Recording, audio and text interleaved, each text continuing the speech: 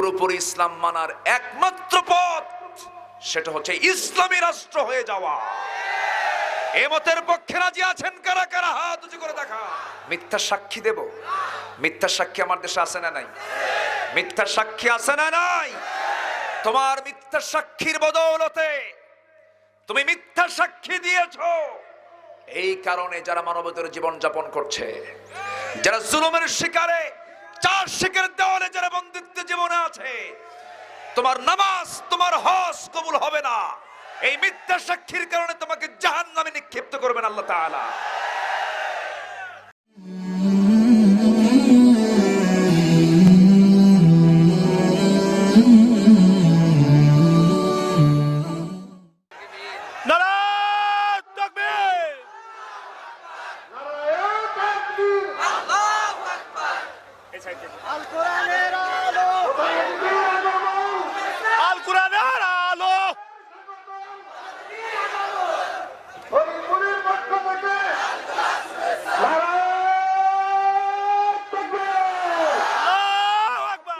السلام عليكم ورحمة الله وبركاته.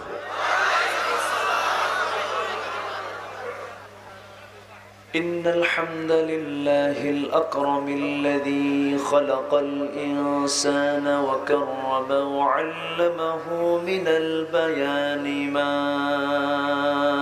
لم يعلم، فسبحان الذي لا يحصى امتنانه باللسان ولا بالقلم. نشهد أن لا إله إلا الله وحده لا شريك له، ونشهد أن سيدنا وحبيبنا ومولانا محمدا عبده ورسوله الذي أرسله بالحق بشيرا ونذيرا وداعيا إلى الله بإذنه وسراجا وقمرا منيرا. فقد قال الله تعالى في كلامه المجيد وفرقانه الحميد: أعوذ بالله من الشيطان الرجيم.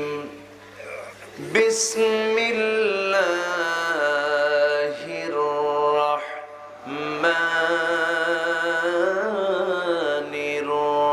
الرحيم.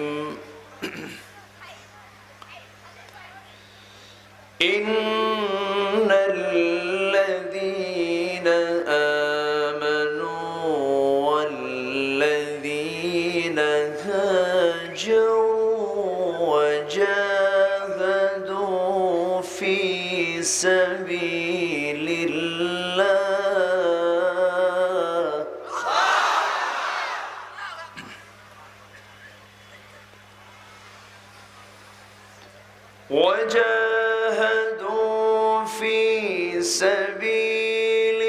الله أولئك يرجون رحمة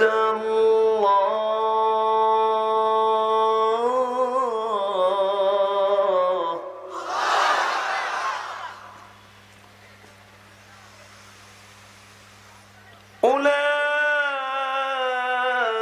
أولئك يرجون رحمة الله والله غفور رحيم.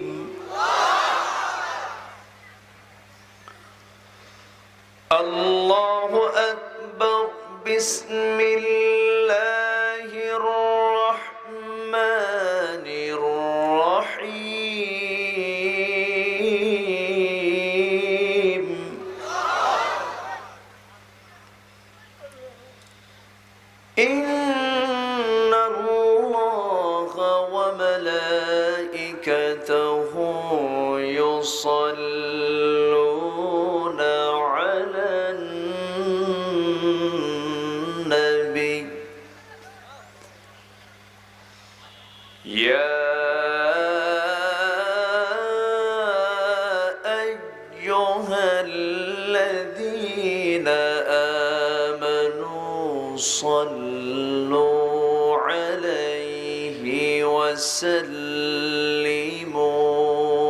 تسليما اللهم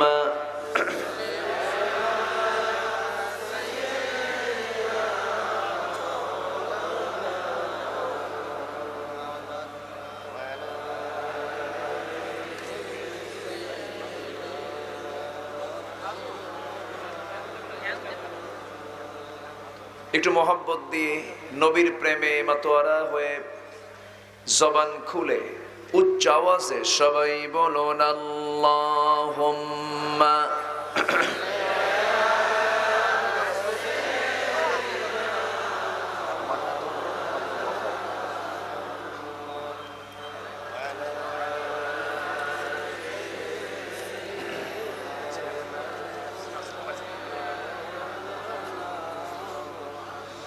শিবে আবু তালিব সে এক কারাগার কাটলো সে থাই তোমার বহুদিন হলো পার না খেয়ে না ঘুমে কত রাত কেঁদে কেঁদে দিন কায়েমের তরে ধৈর্য ধরে ধরে হে রাসূল এসে গেল বদর উহুদ খন্দক পরীক্ষা জানমাল দিয়ে পাশ হলো সকল পরীক্ষা অবশেষে হয়ে গেল দিন কায়েমের বিজয় তরি রাসূল আমার বলে দিলেন খায়রুল কুরুনি করনি আল্লাহুম্মা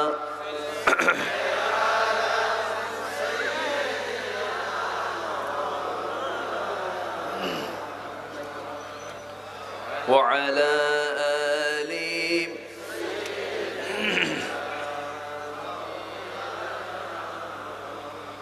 সবাই বলুন বালাগাল উলা বিকামালিহি কাশাফাত তুজা বিজামালিহি হাসুনাত জামিউ খিসালিহি সাল্লু سورة يوسف بداري حكمة لقمان ما قارئ قرآن باري يهدي لسان مان ما بلغ العلا كشف التجى بجماله حسنت جميع خصاله سلوا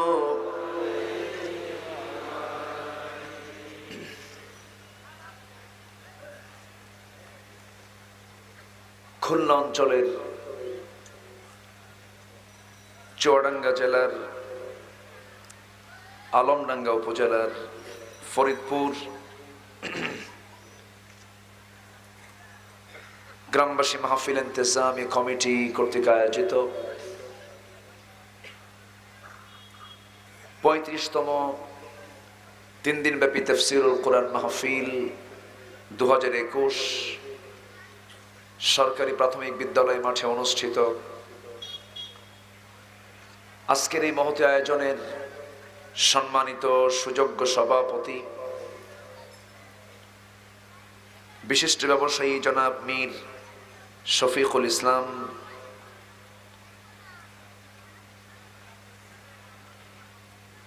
আজকের প্রোগ্রামের বরেণ্য সম্মানিত অতিথি মাননীয় চেয়ারম্যান মহোদয়, আমার পূর্বে কথা বলেছেন নন্দিত আলেমী দ্বীন খ্যাতনামা মুফাসসির কোরআন মাওলানা হুসাইন আহমেদ মাহফুজ সাহেব, মঞ্চভূমিষ্ঠ হযরত উলামায়ে কেরাম, বিশেষ করে মাওলানা কারি আবুল বাশার সাহেব,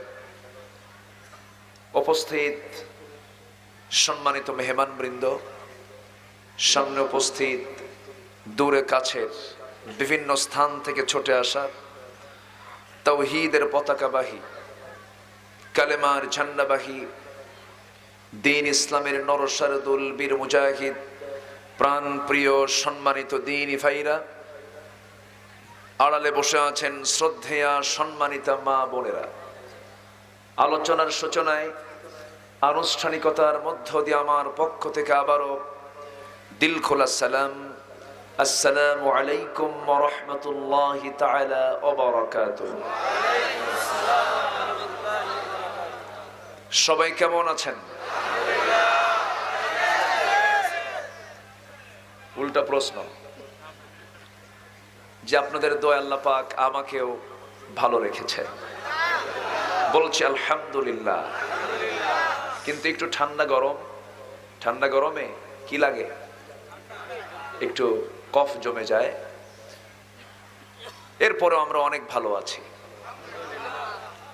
কারণ ইউরোপ আমেরিকা স্থবির হয়ে আছে, গোটা পৃথিবীর অনেক জায়গায় এখনো লকডাউনে আছে, মানুষ চরম একটি সংকটকাল অতিক্রম করছে গোটা পৃথিবী। সেই মুহূর্তে আমরা এখনো অনেক সুস্থ আছি, বলছি আলহামদুলিল্লাহ। চিৎকার মেরে বলছি আল্লাহুম্মা ইন্নী আসআলুকা আল হুদা ওয়াত তুকা ওয়াল আফাফা ওয়াল গিনা। সবাই বলি আল্লাহুম্মা লাকা আসলামতু ওয়া বিকা আমানতু ওয়া আলাইকা তাওয়াক্কালতু ওয়া ইলাইকা আনাবতু ওয়া বিকা খাসামতু। আমরা আল্লাহ তাআলার শুকর আদায় করে নিলাম। সম্মানিত হাজিরিন, গত দুদিন এখানে আলোচনা হয়েছে, অনেক বিচক্ষণ বিদগ্ধ খ্যাতনামা উলামা হযরত তারা কথা বলেছেন। আমি শেষ দিনের শেষ ক্লাসে ভাঙ্গাচুরা কিছু কথা বলতে এসেছি। এলেম কালাম তেমন কিছু নাই, দেখি চেষ্টা করছি কিছু কথা বলার। তবে আমাদের ব্যক্তিগত কোনো কথা আমরা বলি না, আমরা যা বলি কার কথা? আসতে বলবেন না, কার কথা? আমার হুসাইন ভাই খুব সুন্দর কথা বলেছেন। আসলে সুন্দর কথা বলার সুযোগও তো দিতে হয়। ওনার ম্যাক্সিমাম টাইম এই মাহফিলের সার্বিক দিক লক্ষ্য করার জন্য কিছু কালেকশন করতে হয়েছে। এর মাঝেও তিনি অনেক গুরুত্বপূর্ণ কথা তিনি উপস্থাপন করেছেন।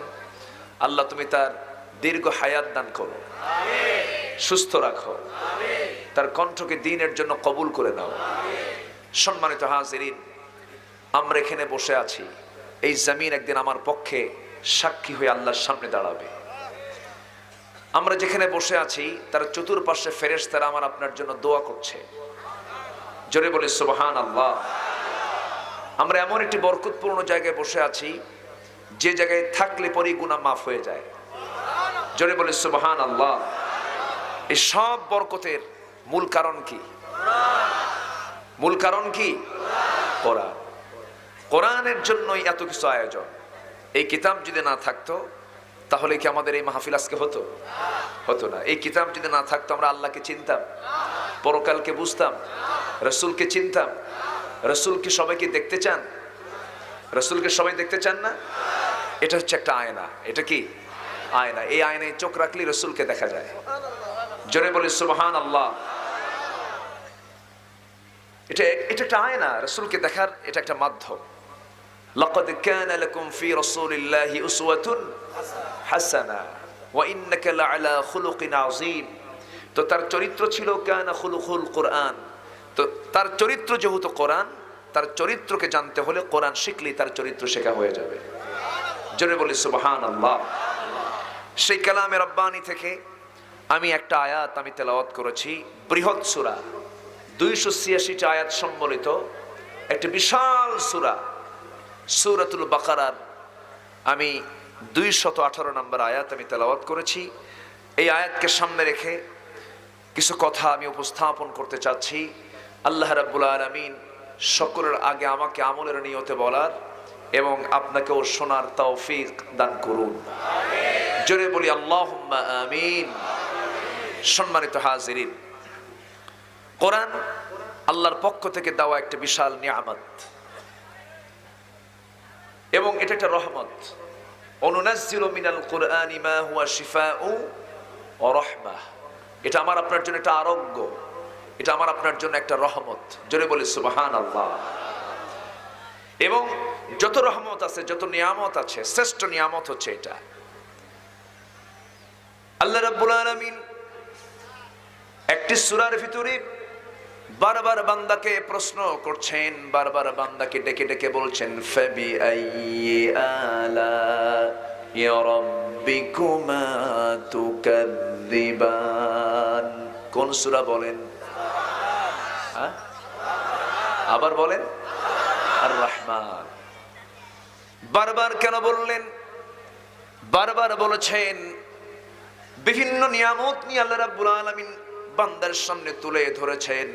আল্লাহ রাব্বুল আলামিন এক জায়গায় বলছেন, খালাকাল ইনসানা মিন সালসালিন কাল ফাখখার ওয়া খালাকাল জান্না মিন মারিজিম মিন নার ফাবিআইয়ি আলা'i রাব্বিকুমা তুকাযযিবান। মানুষকে সৃষ্টি করা হয়েছে শুষ্ক শুষ্ক ঠনঠনে মাটি থেকে, আর জিনকে সৃষ্টি করা হয়েছে আগুন থেকে। একটা তথ্য দিয়ে আল্লাহ রাব্বুল আলামিন বলছেন, বান্দা আমার কোন কোন অবদানকে তুমি অস্বীকার করবে? মারাজাল বাহরাইনি ইয়ালতাকিয়ানি বাইনাহুমা বারযাখুল লা ইয়াবগিয়ান ফাবিআইয়ি আলা'i রাব্বিকুমা তুকাযযিবান। আমি দরিয়ার ভিতরে দুইটা প্রবাহ দিয়ে দিয়েছি, একটা হলো লবণের স্রোত দিয়েছি, আর একটা হলো মিঠা পানির স্রোত দিয়েছি। সমুদ্রের পানিকে ম্যাক্সিমাম লোনা করে দিয়েছি। কার অবদান? আসতে বলবেন না, কার অবদান? সমুদ্রের পানিকে লবণ করা হলো কেন? সমুদ্রের পানিকে লবণ করার হেতু হলো, কারণ হলো এই যে নদী নালা খাল বিল দিয়ে বৃষ্টির পানিগুলো গড়ে গড়ে যায়, স্থলভাগের সমস্ত জীবাণুগুলো, ময়লা আবর্জনাগুলো সবগুলো খাল বিল নদী নালা দিয়ে সব কিছু ধুয়ে মুছে সাফ করে দিয়া সমুদ্র গিয়ে এটা পড়ে যাচ্ছে। ওই জায়গার পানি যদি আল্লাহ রাব্বুল আলামিন লবণ না করতেন, পচা দুর্গন্ধ তৈরি হয়ে যেত, পৃথিবীর অক্সিজেনটা দুর্গন্ধময় হয়ে যেত, আবহাওয়াটা দূষিত হয়ে যেত, মানুষের বসবাসের উপযোগী থাকতো না দুনিয়া। আল্লাহ রাব্বুল আলামিন সমস্ত আবর্জনা জীবাণু মুক্ত করার জন্য সমুদ্রের পানিকে মহান রাব্বুল আলামিন লবণ করে দিয়েছে। জোরে বলেন সুবহানাল্লাহ। আবার সেই সমুদ্র থেকে যখন পানি তিনি তোলেন, লবণ পানি তোলেন আকাশে, না মিঠা পানি তোলেন? কি পানি? মিঠা পানি তোলেন। লবণ পানি তুললেন না কেন? লবণ পানি তুলতে গেলেই তো দুনিয়ার সমস্ত গাছগাছালি গুলো মরে যাবে, কোনো আবাদ হবে না। আল্লাহ রাব্বুল আলামিন সেই লবণ পানি না তুলে মিঠা পানি তুললেন। আবার আল্লাহ নিজেই বলছেন, লাউ নাশাউ জাআলনাহু উজাজান ফালাউলা তাশকুরুন।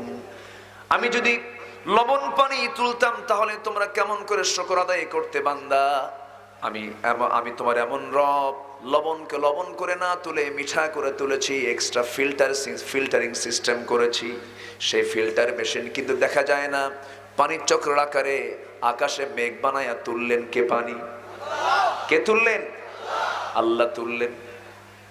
আমার ভাইয়েরা, এইরকম করে সূরা রহমানের ভিতরে অনেকগুলো নিয়ামতের বর্ণনা দিয়েছেন আল্লাহ রাব্বুল আলামিন। যতগুলো নিয়ামতের কথা বলেছেন, এর মধ্যে ফার্স্ট যে বিষয় নিয়ে তিনি কথা বলেছেন সেটা হলো, যারা পারেন আমার সঙ্গে ঠোঁট মিলিয়ে মিলিয়ে বলুন, আর রহমান।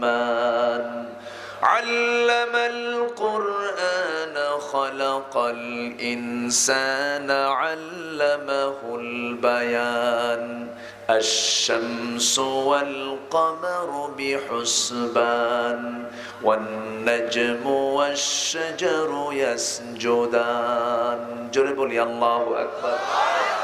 রহমান কে? একমাত্র রহমান কে হতে পারেন?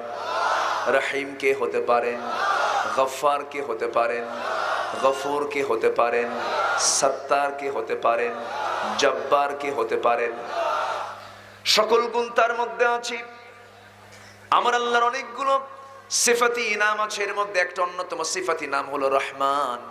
আল্লাহ রাব্বুল আলামিন তার গুণবাচক শব্দ প্রয়োগ করে বলছেন, বান্দা আমি তোর এমন রহমান, আমি তোর এমন দয়ালু। আল্লামাল কুরআন খলাকাল ইনসান, আমি তোকে কোরআন শিখিয়েছি, আমি তোকে কোরআন শিক্ষা দিয়েছি। এটা সবচেয়ে বড় দয়া করে তোর প্রতি আমার দয়া। ও বান্দা, তুই কোরআনের মধ্য দিয়ে জান্নাত চিনবি, জাহান্নাম চিনবি। কোরআনের মধ্য দিয়ে হালাল বুঝবি, হারাম বুঝবি। আল্লাহ রাব্বুল আলামিন অন্য জায়গায় বলছেন, বান্দা তোর কি হলো?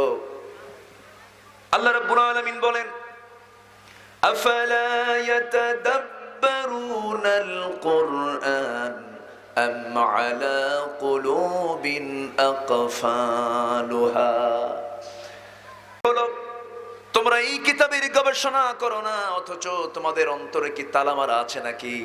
কেন গবেষণা করো না? প্রকৃত গবেষক যদি কোরআনের হতে পারো, গোটা পৃথিবীর নেতৃত্ব তোমার হাতে আবার চলে আসবে। ঠিক কি না? আমরা এই কিতাবের গবেষণা থেকে কাছে না দূরে? দূরে চলে গেছি। কিতাবের গবেষণাও নাই, কিতাবের আমলও নাই। হয়তো বলবেন গবেষণা নাই, কে বলেছে? আলিম ওলামা তো আছে। কিতাবের গবেষণা দেখেন, আজকে পশ্চিমা বিশ্ব তারা সায়েন্স টেকনোলজিতে, বিজ্ঞান প্রযুক্তিতে মুসলমানদের চাইতে এগিয়ে না পিছিয়ে? এগিয়ে না পিছিয়ে? এগিয়ে গেছে। এগিয়ে যাওয়ার পিছনে অন্যতম কারণ হলো তারা নড়াচড়া করছে, আল্লাহর সৃষ্টি নিয়ে গবেষণা করছে। অথচ আল্লাহর সৃষ্টি নিয়ে গবেষণার কথা কে বলেছেন? আল্লাহ বলেছেন। আল্লাহ রাব্বুল আলামিন বলেন, ইন্না ফি খালকিস সামাওয়াতি ওয়াল আরদি ওয়া ইখতিলাফিল লাইলি ওয়ান নাহার লাআয়াতিল লিউলিল আলবাব আল্লাযীনা ইয়াযকুরুনা আল্লাহা কিয়ামান ওয়া কুউদান ওয়া আলা জুনুবিহিম ওয়া يتفكرون في خلق السماوات والأرض ربنا ما خلقت هذا باطلا জোরে বলুন আল্লাহু আকবার। আসমান সৃষ্টিতে, জমিন সৃষ্টিতে যারা চক্ষুওয়ালা, যারা গবেষক শ্রেণীর, তাদের জন্য বিশাল শিক্ষা আছে। যারা আল্লাহকে স্মরণ করে দাঁড়িয়ে থেকে, বসে থেকে, শয়নে স্বপনে, আর আল্লাহর সৃষ্টির গবেষণার শেষ প্রান্তে এসে বলে, আল্লাহ তুমি যা কিছু বানিয়েছো কোনো কিছু অবান্তর করে বানাও নাই। জোরে বলি সুবহানাল্লাহ। কিন্তু সেই গবেষণা আজকে কোথায় গেল? জ্ঞানে বিজ্ঞানে মুসলমানরা পৃথিবীর এগিয়ে ছিল, পৃথিবীর শীর্ষে ছিল মুসলমান। কিন্তু আজকে মুসলমান পিছিয়ে যাওয়ার মূল কারণ হলো, অন্যতম কারণ হলো কোরআন শিক্ষা থেকে আজকে মুসলমান কাছে না দূরে? আসতে বলবেন না, কাছে না দূরে? অনেক দূরে। যারা একটু কোরআনকে নিয়ে রিসার্চ করতে চায়, একটু গবেষণা করতে চায়, ওরাই ঘুতাঘুতি লাগে। ঠিক কি না? একজন আলেম একটা তথ্য দিলেন, আরেকজন ওর বিরুদ্ধে লাগে, ওর বিরুদ্ধে লাগে। জাকির নায়েক, আব্দুল করিম এরকম করে কেন মাইক? আব্দুল করিম জাকির নায়েক একজন ওয়ার্ল্ড ইসলামিক স্কলার, বিশ্বব্যাপী একজন অল ফেমাস, তিনি ইসলামিক স্কলার। এই লোকটার বাড়ি হলো ভারতে। আজকে তিনি নির্বাসিত হয়ে মালয়েশিয়াতে আছেন। সৌদি তাকে নাগরিকত্ব দিয়েছিল, মালয়েশিয়া তাকে নাগরিকত্ব দিয়েছে। তার সমস্ত সম্পত্তি ক্রয় করা হয়েছে, বাজেয়াপ্ত করা হয়েছে, তাকে দেশ থেকে বিতাড়িত করা হয়েছে। কেন করা হলো? কি জন্য করা হলো? ওই জাতীয় কোনো চিন্তাই মাথায় নাই। আমার দেশের কিছু কাঠমোল্লা আছে, বলে ওর কোনো এলেম আছে নাকি? এরকম কিছু বলার মানুষ আছে না নাই? এটা কি গবেষণার ফসল? এটা কি চিন্তার ফসল? তোমার গবেষণায় যদি এই কথা আসে, তুমি কি গবেষক হয়েছো? জাকির নাইক কোনো আলেম না, তার কোনো এলেম কালাম নাই। সম্মানিত ভাইয়েরা, জাকির নাইককে তোমরা চেনো না, কিন্তু দমোদর দাস নরেন্দ্র মোদী ঠিকই তাকে চেনে। ঠিক কিনা? ঠিকই তাকে চেনে। নরেন্দ্র মোদী মালয়েশিয়ার মাহাথির মোহাম্মদকে ডাক দিয়ে বলে, মাহাথির, আমাদের জাকির নায়েককে আমাদের হাতে তুলে দাও। মাহাথির মোহাম্মদ বললেন, গোটা পৃথিবীর সবচেয়ে বড় গণতান্ত্রিক রাষ্ট্রের তুমি রাষ্ট্রপ্রধান হতে পারো, তোমার বিশাল পাওয়ার থাকতে পারে, কিন্তু জেনে রেখে দিও, জাকির নায়েক তোমাদের সম্পদ নয়, জাকির নায়েক হলো মুসলিম উম্মার সম্পদ। আর আমার দেশের কিছু কাঠমোল্লা কয়, এলেমই তো নাই, তুমি কোন কসু করছো? তুমি কি কাজ করেছো? তুমি সম্মানিত ভাইয়েরা, সম্মানিত বন্ধুগণ, একটা মানুষের ভুল থাকতেই পারে, থাকতে পারে না? থাকতেই পারে। ভুল নাই এমন কোন লোক পৃথিবীতে আছে? আমি কি ভুলটা দেখবো না ভালোটা দেখবো? অপরের ভালো দেখবো, নিজের? বলেন, অপরের ভালো দেখবো, নিজের ভুল দেখবো, তাহলে তার কিছু হয় না। নিজের ভুল খুঁজে পাও না। এটাই তো আমাদের সবচেয়ে বড় একটা ব্যাড নেচার হয়ে গেছে, খারাপ একটা দিক হয়ে গেছে। শুধু মানুষের ভুল খুঁজে বেড়াই। পৃথিবীতে সেই মহামানব যে নিজের ভুল খোঁজে, অপরের গুণ খোঁজে। আমরা নিজের ভুলটা খুঁজবো, জোরে বলি ইনশাআল্লাহ।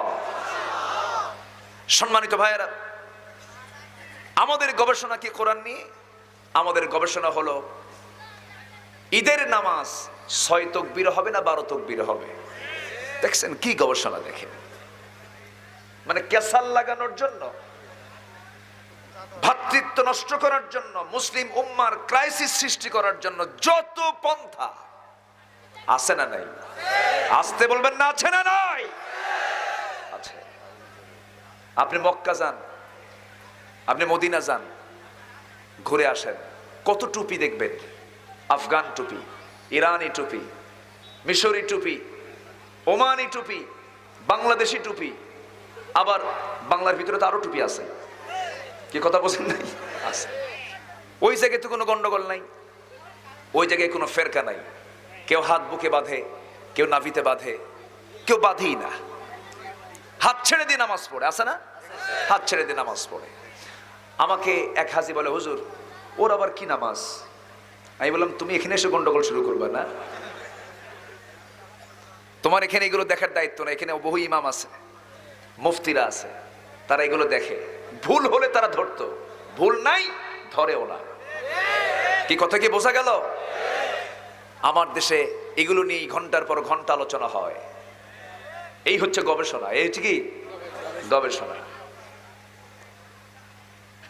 সম্মানিত ভাইয়েরা, ইসলাম এবং রাষ্ট্র দুটি যমজ সন্তানের মতো। সুবহানাল্লাহ বলেন। ইসলাম রাষ্ট্র নিয়ে কথা বলো, যাকাত নিয়ে কথা বলো, ইসলামিক অর্থনৈতিক ব্যবস্থা নিয়ে কথা বলো, বর্তমান পশ্চিমা সভ্যতা এবং পর্দা এটার উপরে কথা বলো, এই সমস্ত কোনো বক্তব্য নাই। যত বক্তব্য বিভ্রান্ত সৃষ্টি করার জন্য, আছে না নাই? এগুলো করা যাবে না। আমাদের মূল স্রোতে আমাদেরকে আসতে হবে, মূল লাইনে আমাকে আপনাকে আসতে হবে। সম্মানিত ভাইয়েরা, সম্মানিত বন্ধুগণ, কোরআনে সব কিছু আছে না নাই? আছে। এই কোরআন গবেষণা করে হলো নাসা, মহাকাশ গবেষণা কেন্দ্র নাসা আমেরিকায়। চাঁদের নিজস্ব কোনো আলো নাই। এই তথ্য আমরা কোথায় পেয়েছি? হ্যাঁ বলেন, কোথায় পেয়েছে? কোরআনে। কে কইছে? কোরআন তো পড়ি না আমরা। বিজ্ঞান বইয়ে পেয়েছি আমরা, বিজ্ঞান বই লেখা আছে চাঁদের নিজস্ব কোনো আলো নাই। বিজ্ঞান বই আমাকে শিখিয়েছে চাঁদের নিজস্ব কোনো আলো নাই।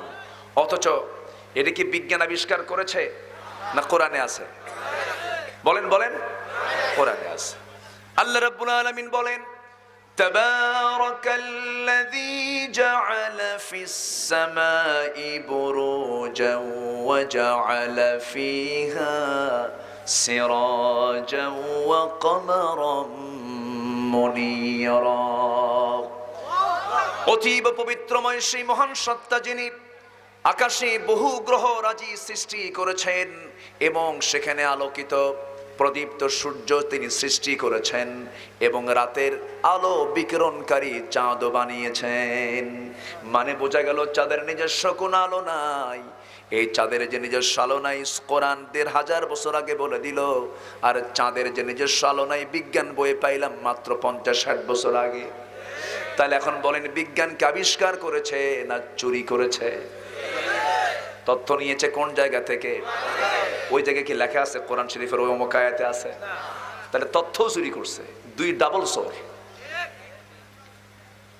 আমার ভাইয়েরা, চুরির কথা বলবো না, কারণ কোরআন তো শুধু মুসলমানদের জন্য নয়, সবার জন্য এটার কল্যাণ পাবে, সবাই এটার দ্বারা কল্যাণ প্রাপ্ত হয়ে যাবে। সূর্যের আলো কি মুসলমান শুধু পায় না, সবাই পায়। কোরআন কার জন্য? হুদাল লিন্নাসি ওয়া বাইয়িনাতিম মিনাল হুদা ওয়াল ফুরকান। গোটা পৃথিবীর মানবতার জন্য এটা হেদায়েতের পথ, সবার জন্য কোরআন। সূর্য যেমন সবার জন্য, কোরআনটা সবার জন্য। যে জনপদে কোরআন মানবে সেই জনপদে রহমত নাজিল হয়ে যাবে। জোরে বলি সুবহানাল্লাহ। আমার ভাইয়েরা, আমার আল্লাহ শুধু মুসলমানদের রব তিনি নন।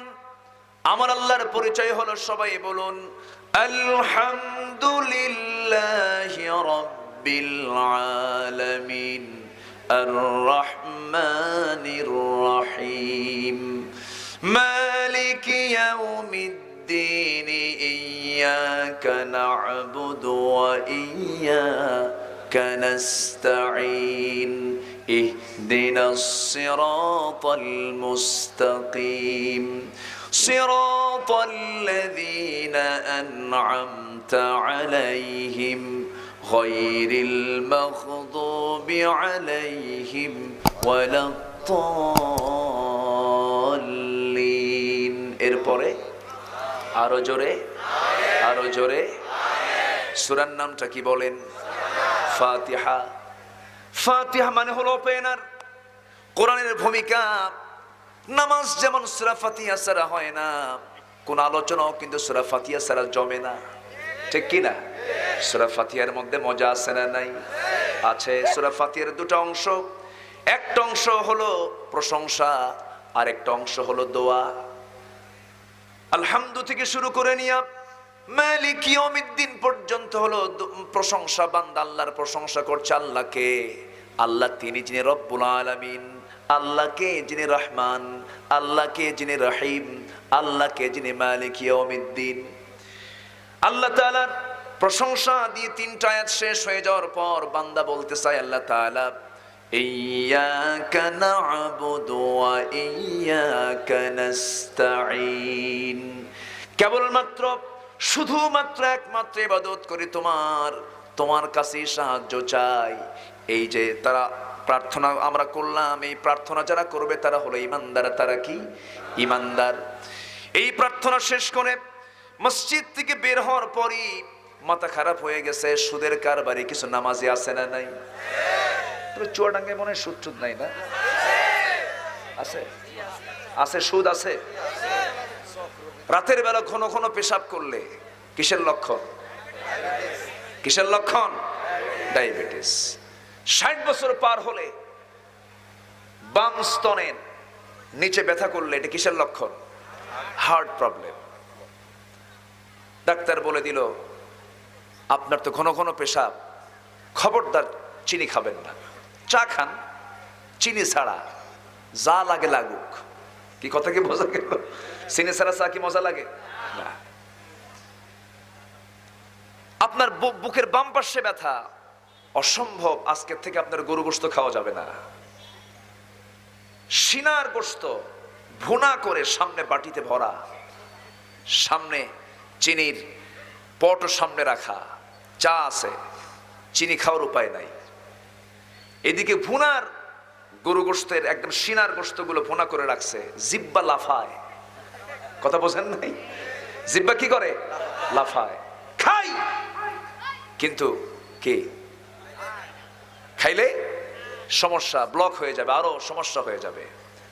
ডাক্তারের পরামর্শ যদি প্রিয় খাবার গরু ছেড়ে দেয়, চিনিও ছেড়ে দেয়, ভটকা চা খায় যে চার কোনো স্বাদ নাই, কেন?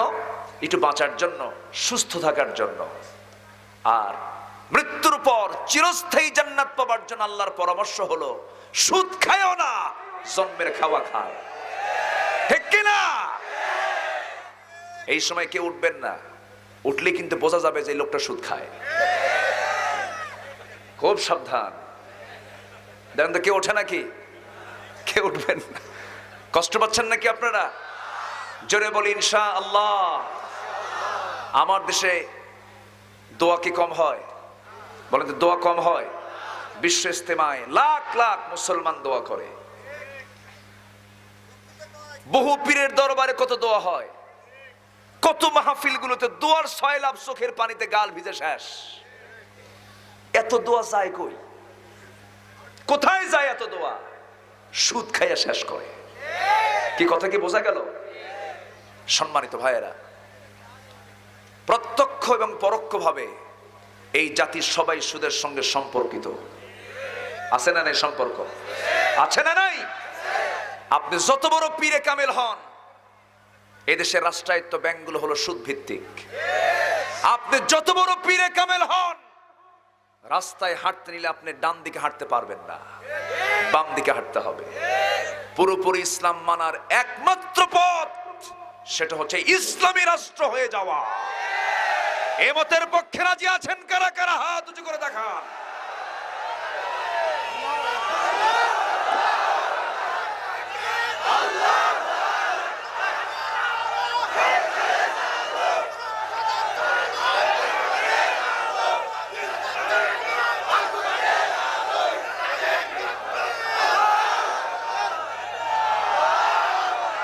আল্লাহ সবার হাতকে কবুল করুন, জোরে বলি আমিন।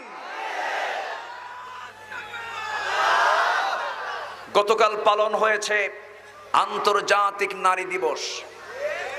আন্তর্জাতিক নারী দিবস।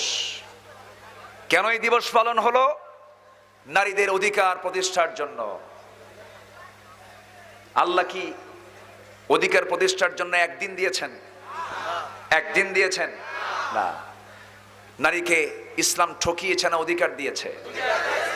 মা হিসাবে আছে না নাই অধিকার? আছে না নাই? মেয়ে হিসাবে, বোন হিসাবে, সব দিক থেকে, সব একদিনে তো সব বলা যায় না। সব দিক থেকে আপনি কোন দিক থেকে চান? মেয়ে তো রহমত। মেয়ে কি? রহমত। বউ তো বরকত। বউ কি? বরকত। আর মা তো জান্নাতি। যেরকম সুবহানাল্লাহ। তো সব তো মেয়েরাই নিল, আমরা কি পাইলাম? কোরআনে কারীমে পুরুষ নামে কোনো সূরাই নাই। আমরা বাদ, কোরআনই বাদ পড়ছে আমাদের। সূরা রিজাল নামে কোনো সূরা নাই। সূরা নিসা আছে। সূরা নিসা আছে না নাই? তাহলে কোরআনে সূরা নিসার নামে, নারী জাতির নামে একটা সূরাই দিলেন 114টা সূরার ভিতরে। একটা সূরা নারী জাতির সূরা। আবার মহিলার নামেও আছে, সূরা মারিয়াম। আছে না নাই? আছে। আর পুরুষ নামে সূরা রিজাল নামে কোনো সূরাই নাই। তা আমরাই তো বাদ পড়ছি অধিকার থেকে। কথার কথা বলতেছি, ইসলাম নারীকে তো ঠকায় নাই। আন্তর্জাতিক নারী দিবস তারাই পালন করতে যায় যারা উলঙ্গ হয়ে রাস্তায় বের হয়। ঠিক কিনা? আমরা অধিকার বুঝি মেয়েদের। অধিকার মানে এই না যে অসভ্য বনের হিংস্র জন্তু জানোয়ারের মতো উলঙ্গ হয়ে তোমাকে বের হতে হবে। বনের পশুর গায়ে কোনো কাপড় নাই। তুমি মানুষ, তোমার গা তোমাকে ঢাকতে হবে। 14 জন পুরুষ ছাড়া একজন নারী কোনো পুরুষের সঙ্গে দেখা করতে পারবে? পর্দা ছাড়া চলতে পারবে? কয়জন ছাড়া? 14 জন। শুনবেন, আলোচনা শুনবেন? আগ্রহ আছে সবার? জোরে বলি ইনশাআল্লাহ। খালি 5 ওয়াক্ত নামাজ পড়লেই জান্নাত পাওয়া যাবে না। অনেকের চিন্তা কি জানেন, যে আল্লাহ আমারে জান্নাত দেবেই। এরকম সস্তা চিন্তার লোক আছে না কিছু বলতো? এরকম আছে না? নাই, খুব সস্তা চিন্তা করে আল্লাহ আমারে জান্নাত না দিয়ে যাবে কোথায়? কথা বোঝেন নাই? একদিন তো জান্নাতে যাবই। খামাখায় এত হুজুরদের এত ওয়াজ শুই না, এত পেঁয়াজগুস কি দরকার? এরকম বলার লোক আছে না? নাই, আছে। জান্নাত এত সস্তা না। সাহাবীরা ঘর বাড়ি ছাড়লেন, বউ পরিবার পরিজন ছাড়লেন, ফাঁসির মঞ্চে ঝুললেন। সেও জান্নাত পাবে, তুমিও জান্নাত পাবা। তাহলে কি ওই লোকদের প্রতি কি অবিচার হবে না? অবিচার হবে না? তারা কষ্ট করে জান্নাত পাবে, আর তুমি কিছুই করলে না, তুমি জান্নাত পাবা। আল্লাহ কি অবিচার করবেন? আল্লাহ কি অবিচার করবেন? কখনোই না। আল্লাহ রাব্বুল আলামিন বলেন, আহাসিবান নাস আইয়ুতরাকু আইয়াকুলু আমান্না ওয়া হুম লা ইফতানুন। মানুষের কি ধারণা, ঈমান এনেছি এতটুকুন শব্দ বলেই সে জান্নাত পেতে চায়, অথচ আমি তাকে জান্নাত দেব এত সহজেই না। না, অবশ্যই আমি তাকে পরীক্ষা করব। কার কথা? আসতে বলবেন না, কার কথা? পরীক্ষা নেবেন কে? পরীক্ষা দেবে কে? আল্লাহ। কারা পরীক্ষা দেবে?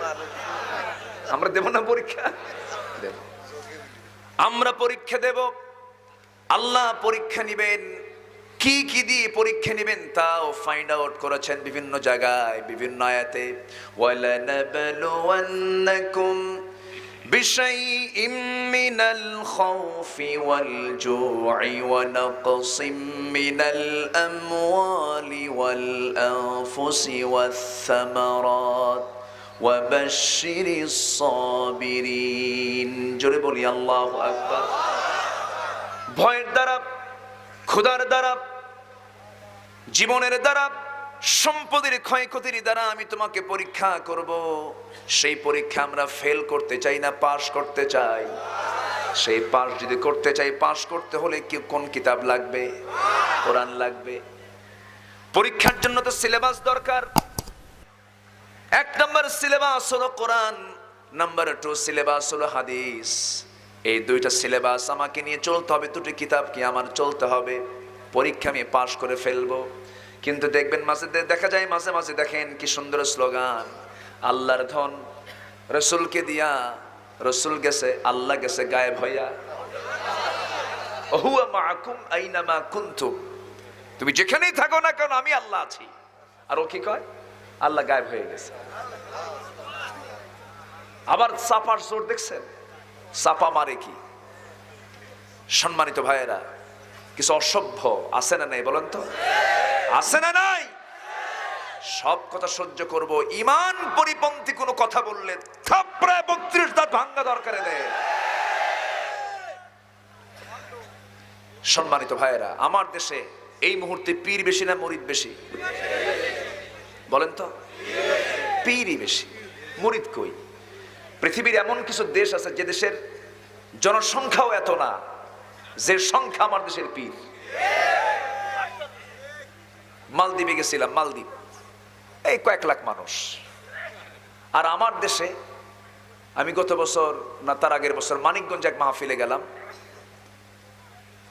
এক গ্রামে মাহফিল, বলা হলো হুজুর যে গ্রামে মাহফিলে আসছেন এই গ্রামে 350 পীর। তো বললাম যে আমাকে দাওয়াত দিলেন কেন? হুজুর একটাও নামাজ পড়ে না। কি কথা কি বোঝা গেল? একটাও নামাজ পড়ে না। ব্রাহ্মণবাড়িয়া একটা গ্রামের নাম 3 লাখ পীর। গ্রামের নাম কি? 3 লাখ পীর। তাহলে এখন চিন্তা করেন আমার দেশে কত পীর। সালা পীর, তেনা পীর, আউলা পীর, ন্যাংটা পীর, বিড়াল শাহ, গাদা শাহ, কুত্তা শাহ, ঘোড়া শাহ। জোরকন নাউজুবিল্লাহ। এই নোংরামিগুলো আছে। সম্মানিত ভাইয়েরা, এগুলো হলো ঈমান ধ্বংস করার কারখানা। এদের কাছে আমরা যাব? আসতে বলবেন না, যাব। ঢাকাতে এক বেয়াদব মরছে, এক দুষ্ট মরছে, বিশাল বড় পটকা মাছ, এত বড় পেট, 220 কেজি ওজন, ছোট মোটো হাতি, জাহান্নামের নরকীট, ঠিক কিনা?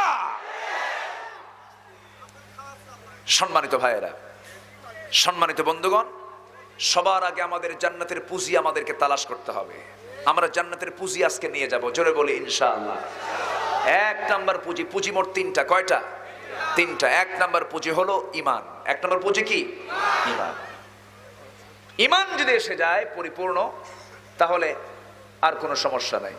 হযরত কি টং টং শাহ এর মাজার লেখছে, হযরত টং টং শাহ রাহমাতুল্লাহ আলাইহির মাজার। এটা কোথায়? কোথায় পাইছে? আচ্ছা, এই তো কত যে নাম। বদনা শাহর মাজার, বদনা শাহ। সিটাগাং নিজের চোখে দেখছি, লেখা আছে হযরত বদনা শাহর মাজার। বদনা দিয়ে কি করে? এই তো হচ্ছে অবস্থা। এই ওঠে কারা? ওই যে উঠতেছে কেন? মাদ্রাসার ছাত্র। ও, শিক্ষকের সিগন্যাল পেয়ে গেছে, উপায় নাই। শিক্ষক শুধু যদি ইঙ্গিত দেয়, কিয়ামত হয়ে যাবে, থাকবে না ওরা। এটা হলো আদব। এটা কি আদব? কলেজে কি তাই আছে? শিক্ষক যদি কয় বাবা এগুলো করিস না, স্যার সাবধান হও, খাইয়া ফেলাবো কিন্তু, ঠিক কিনা? মাদ্রাসায় কি আদব আছে? মাদ্রাসায় আদব আছে না নাই? কেন কেন কেন? কিসের জন্য? কোরআনের জন্য। আজকে কোরআনের মঞ্চে মাইক টান দেওয়া হয়, চিন্তা করা যায় আজকে কত বেয়াদবি করা হচ্ছে। আমরা তো চুপ থাকি, আমরা তো কথা বলি না। সঙ্গে সঙ্গেই প্রতিবাদ করা দরকার। যেখানেই বাধা, সেখানেই প্রতিরোধের প্রাচীর করে তুলতে হবে। মুসলমান রাজি আছেন কারা কারা? হাত উঁচু করে তোলেন।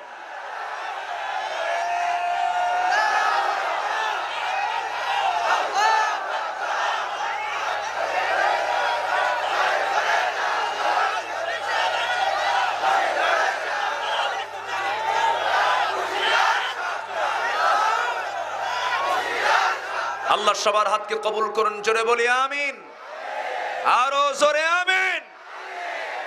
দেখেন কত সুন্দর আমার ডান পাশে বসে আছেন, সুন্দর ভদ্র চেয়ারম্যান, কত বিনয়ী। কয়েকদিন আগে আমার মাহফিল ছিল নড়াইল, মাশরাফি বিন মর্তুজা, তার বাপ, এসপি সহ মাহফিল উপস্থিত, কত নরম বিনয়ী তারা।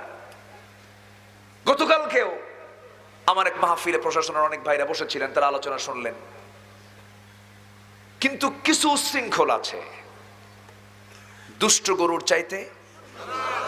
কি কথা কি বোঝা গেল? কি একটা যদি দুষ্ট হয়, গোয়াল শেষ। সবগুলোকে কি করে? কি করে? হ্যাঁ, 10 গরু পারে না একটার সাথে। এই জন্য দুষ্ট গরুর চাইতে শূন্য গোয়াল ভালো। এগুলোকে একটু শক্ত শাসন করা দরকার। দরকার আছে না নাই? কিন্তু বলবেন কাকে? শাসন করবে কে? শাসন করার লোক তো নাই। আম বাগানে আম চুরি করার জন্য একটা ছেলে ঢুকছে, গাছে উঠছে।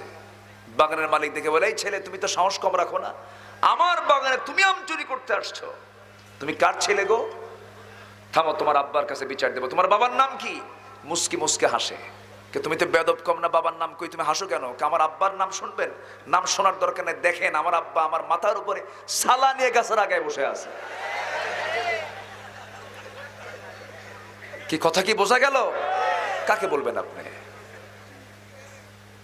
যাদেরকে বলবেন তারা এবার খেলা হবে। কাকে বলবেন আপনি? সম্মানিত ভাইয়েরা, এই সমস্ত বেয়াদবি তৈরি হওয়ার মূল কারণ একটাই, সেটা হলো ফাকরাউ মা তায়াসসারা মিনহু। কোরআনের চর্চা নাই, কোরআন পড়ে না, কোরআন বোঝে না, কোরআন জানে না, ঠিক কি না? তুমি যত বড় শিক্ষিত হও না কেন, কোরআনের জ্ঞান যদি তোমার না জানা থাকে, তুমি নৈতিক শিক্ষা পাবে না। আনুষ্কা দিহানদের জন্ম হবে বারবার। তনু হত্যা হবে বারবার, ধর্ষণের রিপিট হবে, জেনা কারবার বেড়ে যাবে। কোরআনের শিক্ষার বিকল্প জাতিকে সভ্য করার আর কোনো পথ নাই, পথ নাই, পথ নাই। ঠিক কিনা? এটাই তো বুঝাতে পারলাম না আমরা, এটাই তো বুঝাতে পারলাম না। আজকে ভার্সিটিতে সমকামিতা বেড়ে গেছে, জেনার পরিমাণ বেড়ে গেছে, বিকৃতি যৌনাচার বেড়ে গেছে, বিয়ে শাদী নাই, বিয়ে শাদী করতে চায় না। কেন চায় না জানেন? বিয়ে শাদী করলে তো বন্দি। বিয়ে শাদী করতে যাব কেন? গরুর মতো ঘরে। আছে না নাই? আসতে বলবেন না, আছে না নাই? যুবক, টাইম হলে বিয়ে করবা, বাপকে বলবা বাপ বিয়ে করো। কি কথা কি বুঝতেছেন? যদিও শুনতে লাগতেছে এরকম, কিন্তু যৌবনকে কন্ট্রোল করতে হবে, যৌবনকে নষ্ট করা যাবে না। অনেক বাপও আছে সন্তানকে বিয়ে করার ক্ষেত্রে আগ্রহ নাই, আছে না? তুই এটা কর, এটা কর, এটা হয়, এটা হয়, এটা হতে হতে বুড়া হয়, আছে না নাই? পড়তে 50 বছর, 50 বছরে বিয়ে কইরা 55 বছরে বাপ সন্তান নিয়ে যখন রাস্তায় বের হয়, তখন জনগণ কয় এটা কি তোমার দাদা না নানা? ঠিক কিনা? এই জন্য সবকিছু সময়ে হবে না অসময়ে হবে, সময়ে হবে না অসময়ে হবে। পরনারীর দিকে তাকানো যাবে, পরনারীর দিকে নজর দেওয়া যাবে, দেওয়া যাবে না। এই চোখটা কে দিয়েছেন? এই চোখ বানিয়ে দিয়েছেন কে? চোখের মধ্যে পানি দিয়েছেন কে? চোখের পেছনে মেশিন দিয়েছেন কে? চোখের ভিতরে ঘাম ঢুকলে কি হয়? জ্বলে না? তাহলে শরীর থেকে ঘামও ঝরে। এই ঘামের পানি একরকম, চোখের পানি আরেক রকম। আবার আল্লাহ রাব্বুল আলামিন আমার দেহের ভিতরে রক্তগুলো সেকে সেকে বের করতেছেন, পেশাব আকারে সবগুলো বের করে দিচ্ছেন পেশাবের লাইন দিয়া।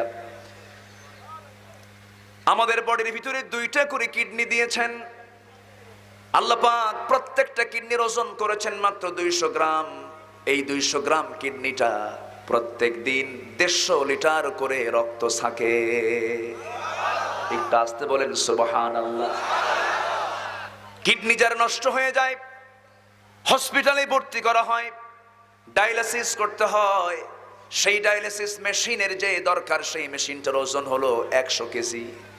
মেশিনের ওজন কয় কেজি? আর ডায়ালিসিস মেশিনের জন্য আল্লাহ রাব্বুল আলামিন যে বডিতে কিডনি দিয়েছেন, তার ওজন কয় গ্রাম? 200 গ্রাম। 200 গ্রামের কাজ করতে গেলে দুনিয়ারটা লাগে 100 কেজি, আর আমার আল্লাহরটা লাগে 200 গ্রাম। আল্লাহ কত উন্নত! একটু আসতে কোন সুবহানাল্লাহ। আমার আপনার বডিতে 2টা করে কিডনি দিয়েছেন। একটা কিডনি দিলেও চলতো, কিন্তু আল্লাহ বলছেন বান্দারে, আমি তো রহমান, আমি তো রহিম, আমি তোর এত বড় দয়ালু, আমি তোর রব, আমি তোর প্রভু।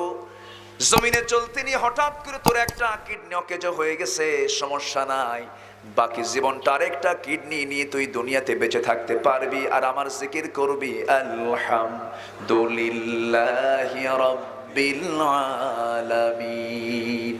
প্রশংসা কার? কিডনি দিলেন কে? চোখের পানি দিলেন কে? দেখার শক্তি দিলেন কে? পরনারীর দিকে ছায়া থাকে কে? আল্লাহ। আল্লাহ ছায়া থাকে। আমরা তো সব ভুলে যাই। এই চোখের কর্নিয়া নষ্ট হলে পরে তুমি তাকাবা কেমনে? তুমি যে তাকায় থাকো, ফেল ফেল করে ছায়া থাকো, তোমার চক্ষুটা কত সুন্দর করে বানালেন, সে আল্লাহর সৃষ্টির দিকে তাকাও।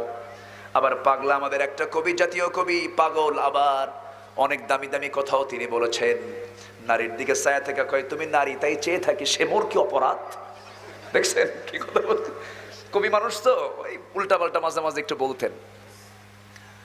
অপরাধ তো হবেই, নারীর দিকে চেয়ে থাকা যাবে, কিন্তু পর নারীর দিকে চেয়ে থাকা যাবে না, সেখানে ফিতনা হয়ে যাবে। নিজ নারীর দিকে তাকাবো, মার দিকে তাকাবো, কবুল হজের সওয়াব। মেয়ের দিকে তাকাবো, বরকত পেয়ে যাব। বইয়ের দিকে তাকাবো, ঈমান বেড়ে যাবে। বইয়ের দিকে নজরটা দেব, বৈধ মোহাব্বতটা বেড়ে যাবে। কোথাও গেলে, সফরে গেলে বউকে সাথে নিয়ে যাব। বউর সঙ্গে যদি সফরের সাথে সাথে চলে যায়, সে শুধু আমার পাহারাদার হবে না, সে ঈমানেরও পাহারাদার হয়ে যাবে। বউটার সাথে চলে যাবি। আমি যখন চলবো, আমার ক্ষমতা নাই কোনো পরনারীর দিকে আমি ছায়া থাকবো, কারণ পার্শ্বে তো বড় দারোগা দাঁড়ায় আছে। ঠিক কিনা? ও হলো মস্ত বড় বড় দারোগা। আমি অন্য কোনো নারীর দিকে চায়া থাকবো যখন, ওই সময় আমার স্ত্রী যদি এই নজরটা দিয়ে ফেলে, খবর আছে না নাই বলেন? হয়তো হঠাৎ করে 30 সেকেন্ড তাকাইছি, কিন্তু ওই সময় বউ কিছু না বললেও 3 দিন পর্যন্ত অ্যাকশন থাকবে, ঠিক কিনা? এই জন্য আমার নবীজি কোন সফরে যখন যেতেন বউকে সাথে নিয়ে যেতেন, তিনি পরিবারকে সাথে নিতেন। এমনকি হজ জীবনে একবার করেছেন, হজের সফরে রাসূল আম্মা জান আয়েশাকে সাথে নিয়েছেন। উহুদের ময়দানের মতো কণ্টকাকীর্ণ যুদ্ধের ময়দানেও আমার নবীজি আম্মা জান আয়েশাকে সাথে নিয়ে চলে গেছেন, কারণ বউ তো হচ্ছে ইমানের পাহারাদার।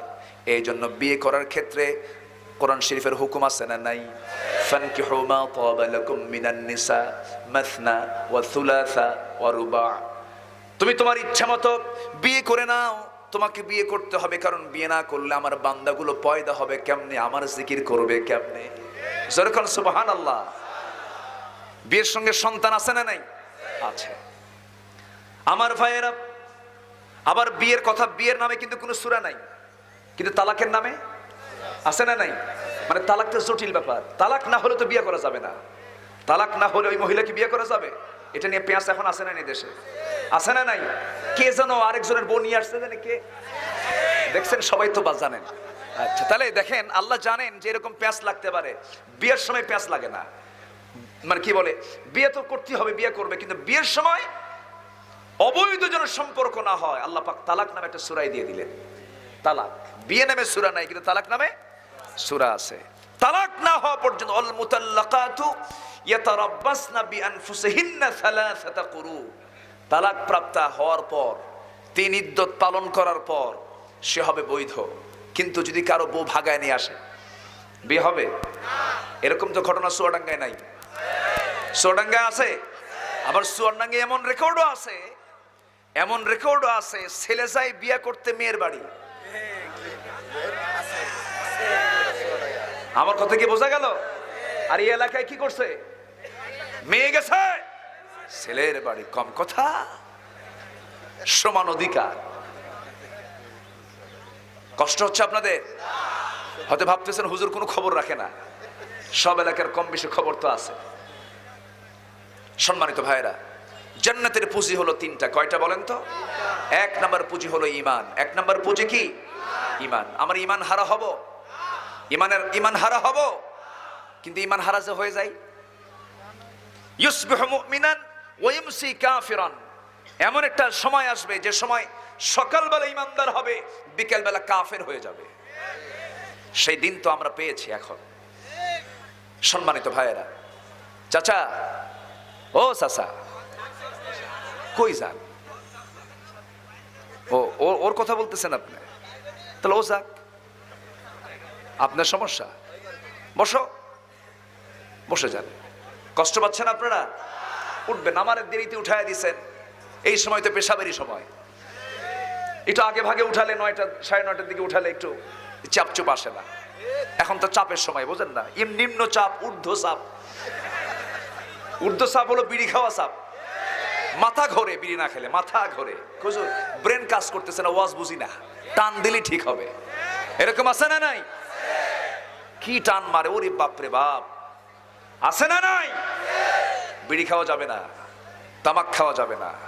পান খান, বয়স হয়ে গেছে, একটু পান টান খেলেন, পান টান চাবালেন, একটু তৃপ্তি পাওয়া যাবে, একটু মজা লাগবে, একটু হজম, মানে হজমেরও কাজ করবে। পানের রসের মধ্যে ভালো খান আপনি, কিন্তু পানের সাথে আবার হাকিমপুরি রহমতুল্লাহ আলাইহি কেন? কে এগুলো আছে না নাই? আচ্ছা, এগুলো করা যাবে না। ওই হাকিমপুরের মধ্যে যে পাতা, বীরের ভিতরেও সেই পাতা। হুজুররা খায় তো, এই জন্য মাসলা আসে না। শক্ত বলে দিলাম, ওই 2টা খাওয়া সমান অপরাধ, ঠিক কিনা? এগুলো খাওয়া যাবে না। এগুলো সকল প্রকার নেশা। বিড়ি খাওয়ার ফতুয়া কি দেবো বলেন? আমার দেশে বিড়ি খাওয়ার ফতুয়া 4 অঞ্চলে 4 রকম।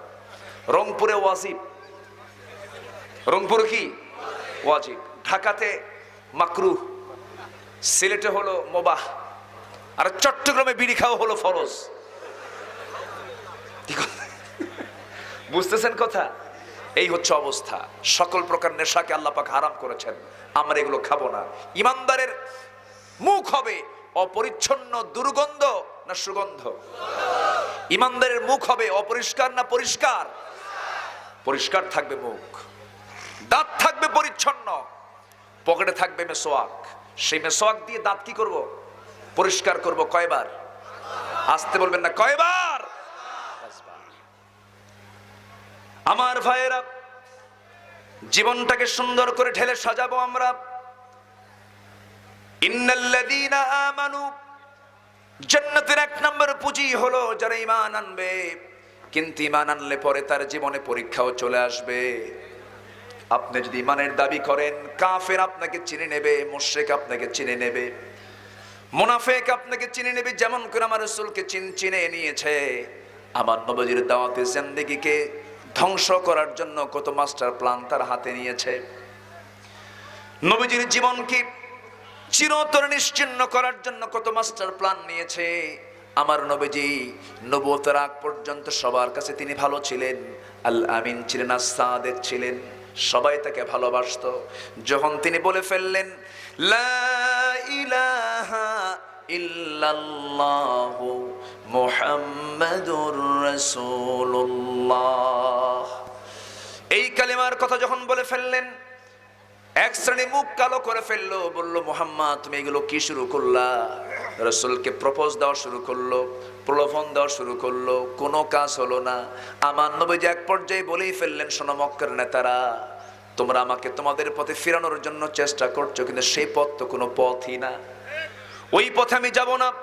তোমরা আমার ডান হাতে দুর্লভ সেই সূর্য, বাম হাতে দুর্লভ সেই চন্দ্র যদি এনে দাও, আমি যে ঈমান এনেছি সেই ঈমান থেকে, সেই ইসলাম থেকে আমি এক চুল পরিমাণ নড়ব না। জোরে বলি সুবহানাল্লাহ। ইন্নাল্লাযীনা আমানু, ঈমান যারা আনবে তারা কখনো কুফরের দিকে যাবে না, তারা কখনো নিফাকের দিকে যাবে না, তারা কখনো জুলুমের দিকে যাবে না, তারা কখনো ফুসুকের দিকে যাবে না, তারা কখনো ফুজুরের দিকে যাবে না। ওই সমস্ত বান্দাগুলো কি করবে? আল্লাহ বলছেন, বান্দা আমি তোকে অফার দিচ্ছি জান্নাতের, তুই কি করবি? ইনতাজতানিবু কাবাইরা মা তুনহাউনা আনহু নুকাফির আনকুম সাইয়্যাতিকুম ওয়া নুদখিলকুম মুদখালান কারীমা। তুমি যদি বড় বড় গুনাহগুলোকে যদি বর্জন করতে পারো, তোমার জীবনের ছোটখাটো গুনার দিকে আমি আল্লাহ নজরই দেব না, মাফ করে দেব। জোরে বলেন সুবহানাল্লাহ। ছোটখাটো কোনো গুনার দিকে আমি তাকাবোই না। ছোটখাটো তুমি গুনাহ করেছো, এই দিকে আমার কোনো নজর থাকবে না। বড় বড় গুনাহ তুমি ছেড়ে দাও। এই বড় বড় গুনার মধ্যে আল্লাহ রাসূল বলেন, আলা উনাব্বিউকুম বিআকবারিল কাবাইর, আমি কি তোমাদেরকে বড় বড় কিছু গুনার কথা বলবো নাকি? ও সাহাবীরা তোমরা শুনবে নাকি? আলা উনাব্বিউকুম বিআকবারিল কাবাইর, এক নাম্বার হলো আশরিকু বিল্লাহ, উকুকুল ওয়ালিদাইন, কাউলুজ জুর। এক নাম্বার হলো আল্লাহর সঙ্গে শিরিক করা। সেই শিরিক করা তো মনে হয় আমার দেশে নাই। আসতে বলবেন না, আছে না নাই? আমার দেশে শিরিকের মোহর আছে না নাই? আছে। আমার ভাইয়েরা, শিরকের কাছে যাওয়া যাবে না, বিদআতের কাছে যাওয়া যাবে না। আল্লাহ ছাড়া কারো কাছে মাথা নত করা যাবে? আমার নবীজি কারো সেজদা নিয়েছেন নাকি? আমার নবীজি কারো দ্বারা কোনো সেজদা গ্রহণ করেছেন নাকি? সেজদা গ্রহণের কোনো সিস্টেম যদি থাকতো, আজকের যেরকম দরবারগুলোতে হয়, সেজদার প্রথা যদি থাকতো, পৃথিবীর সবচেয়ে বেশি সেজদা পেতেন আমার নবী মুহাম্মদ সাল্লাল্লাহু আলাইহি ওয়াসাল্লাম। আমার নবীর জীবনে কারো দ্বারা তিনি সেজদা তো দূরের কথা, আমার নবীজি যখন দেখতেন কেউ সম্মানে দাঁড়ায় গেছে, বসায় দিতেন। নবীজিকে কেউ সহজে খেদমত করতে পারতো না। আমার নবীজির পিছনে কেউ এইরকম খেদমতের জন্য শুধু টানা হেসরা করতো না, সুযোগে পেত না, বরং আমার নবীজি উল্টা আরো মানুষের খেদমত করেছেন। জোরে বলেন সুবহানাল্লাহ। হযরত আনাস তার বড় প্রমাণ। হযরত আনাস বলেন, 10 বছর বয়স আম্মা আমার রাসূলের কাছে আমাকে রেখে গেলেন। আমি 10 বছর বয়সের ছোট মানুষ। 20 বছর আমি রাসূলকে হারিয়েছি। এই 10 বছর আমার রাসূল আমাকে কোনোদিন কোনো কাজের জন্য অর্ডার তো দেয়নি নাই, বরঞ্চ আমার কাজগুলো উল্টা রাসূল করে দিয়েছেন। জোরে বলি সুবহানাল্লাহ। কি আমার নবী, তার শান কত, মর্যাদা কত! আমার নবীর মর্যাদা কে দিয়েছেন? আসতে বলবেন না, কে দিয়েছেন? তার চারিত্রিক সনদ কে দিয়েছেন? রাসূলকে আমরা চিনি না, আমরা কোন নবীর উম্মত তাও আমরা খোঁজার চেষ্টা করি না। সেই নবী আমার নবী, যে নবীকে সবার নবীর নেতা বানিয়েছেন, সব নবীর নেতা হচ্ছেন আমার নবী। আমার ভাইয়েরা, আমার নবীজি আম্মা জান, আমার নবীজি মা আমিনার পেট থেকে যখন পৃথিবীতে চলে আসলেন, একদিন যখন তার বয়স, আবু তালেব আমার নবীর আপন চাচা নবুয়ত লাভের পর একদিন বলতেছে, মুহাম্মদ, একটা তোমার ছোট্ট বাল্য জীবনের একটা কথা আমার মনে হলো। কি কথা বলেন চাচা?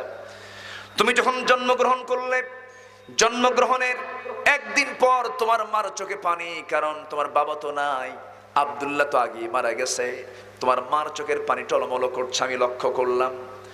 আমি তোমাকে দেখতে পেলাম, তুমি নবজাতক, তোমাকে তোমার মা চাঁদনি আকাশের নিচে তোমাকে শুয়ে রেখে দিয়েছে, তোমার মা পাশে দাঁড়ানো। সেই সময় দেখতে পেলাম তোমার দুটো হাত, তুমি ডান দিকে যখন তোমার ডান হাতটা নড়াও, চাঁদটা তোমার ডান হাতে এসে পড়ে। একটু আস্তে খান সুবহানাল্লাহ। তুমি যখন বাম হাতটা বাম দিকে নিয়ে আসো, চাঁদটা তোমার বাম দিকে তোমার বাম হাতে এসে পড়ে। তোমার চোখ তুমি যেই দিকে নাও, চাঁদটা সেই দিকেই চলে যায়। তুমি যদি ডান দিকে চোখ নাও, ডান দিকে চাঁদ চলে যায়। তুমি যদি চোখটা বাম দিকে নাও, বাম দিকে চাঁদটা চলে যায়। আমার রাসূল বললেন, চাচা আপনি কি জানেন চাঁদ এরকম করার কারণটা কি ছিল? আমার সঙ্গে চাঁদ এমন করতো কেন? এটার কারণটা কি ছিল চাচা, আপনি কি জানেন না? এটার অন্যতম কারণ হলো, জন্মের পূর্বে আমার বাপকে আমি হারিয়েছি। আমার মা বিধবা হয়ে কত কষ্ট স্বীকার করেছেন। আমি শিশু মুহাম্মদ, মার সামনে মা আমাকে দেখতেছেন, কিন্তু তার চোখে পানি। তার চোখের পানি বন্ধ করার জন্য আল্লাহ রাব্বুল আলামিন আমার হাতের মধ্যে চাঁদ দিয়েছেন। আল্লাহ আমার জন্য চাঁদটাকে আমার জন্য খেলনা বানাইয়া দিয়েছিলেন। এটা আস্তে কোন সুবহানাল্লাহ। আমার নবীজির সম্মান কত! সমস্ত পয়গম্বরদের কালেমার সাথে রাসূল শব্দ লাগানো নাই, কিন্তু আমার নবীর কালেমার সঙ্গে রাসূল শব্দ লাগানো আছে। সব নবীর সাথে রাসূল শব্দ লাগানো নাই, কালেমার সঙ্গে রাসূল শব্দ লাগানো নাই। লেখা আদমের কালেমা হলো লা ইলাহা ইল্লাল্লাহ, আদম সফিউল্লাহ। লা ইলাহা ইল্লাল্লাহ, ইব্রাহিম খলিলুল্লাহ। লা ইলাহা ইল্লাল্লাহ, মুসা কালিমুল্লাহ। লা ইলাহা ইল্লাল্লাহ, ঈসা রূহুল্লাহ। আর আমার নবীর কালেমা হলো লা ইলাহা ইল্লাল্লাহ, মুহাম্মাদুর রাসূলুল্লাহ। জোরে বলুন সুবহানাল্লাহ। সেই নবীজি আমার এত সম্মান মর্যাদা পাওয়ার পরেও আমার নবীজিকে কেউ সেজদা দেওয়ার সুযোগ পেয়েছে নাকি? এই সেজদা একমাত্র কার জন্য? আসতে বলবেন না, কার জন্য? আল্লাহর জন্য।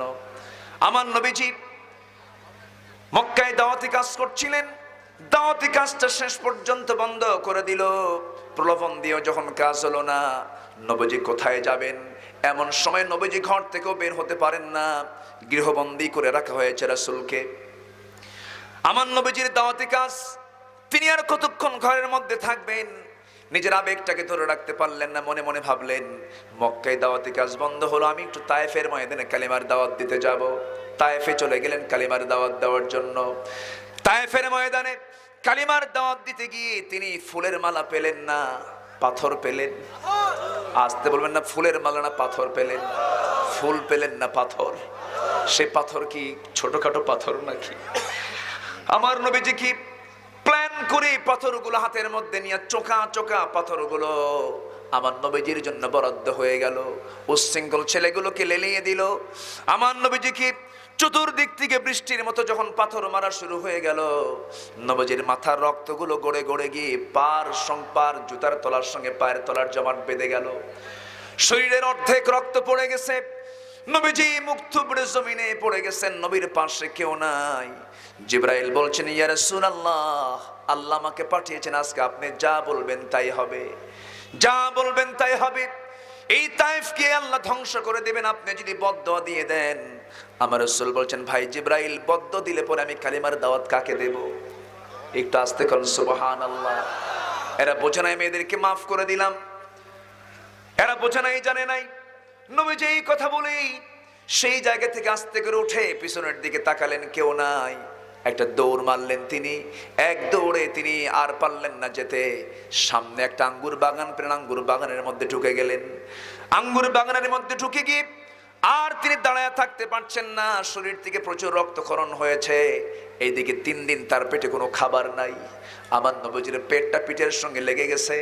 নবীজি আর পারলেন না দাঁড়ায় থাকতে, স্থির থাকতে পারলেন না, মুখ থুবড়ে জমিনে পড়ে গেলেন, সেন্সলেস হয়ে থাকলেন কিছুক্ষণ সময়। ওই আঙ্গুর বাগানের একজন কেয়ারটেকার তত্ত্বাবধায়ক এক ইয়াং যুবক দূর থেকে লক্ষ্য করতেছে কে যেন ওই জায়গায় চিত হয়ে পড়ে আছে। সামনে গিয়ে দাঁড়ায় দেখে এত সুন্দর ফুটফুটে চেহারা, এত সুন্দর চেহারার মানুষ দুনিয়াতে তো আর নাই। আমার নবীজির এত সুন্দর চেহারার দিকে তাকায় সেই যুবক মনে মনে চিন্তা করে, এই লোকটার কি হয়েছে, দেখি তো কিছু করা যায় নাকি।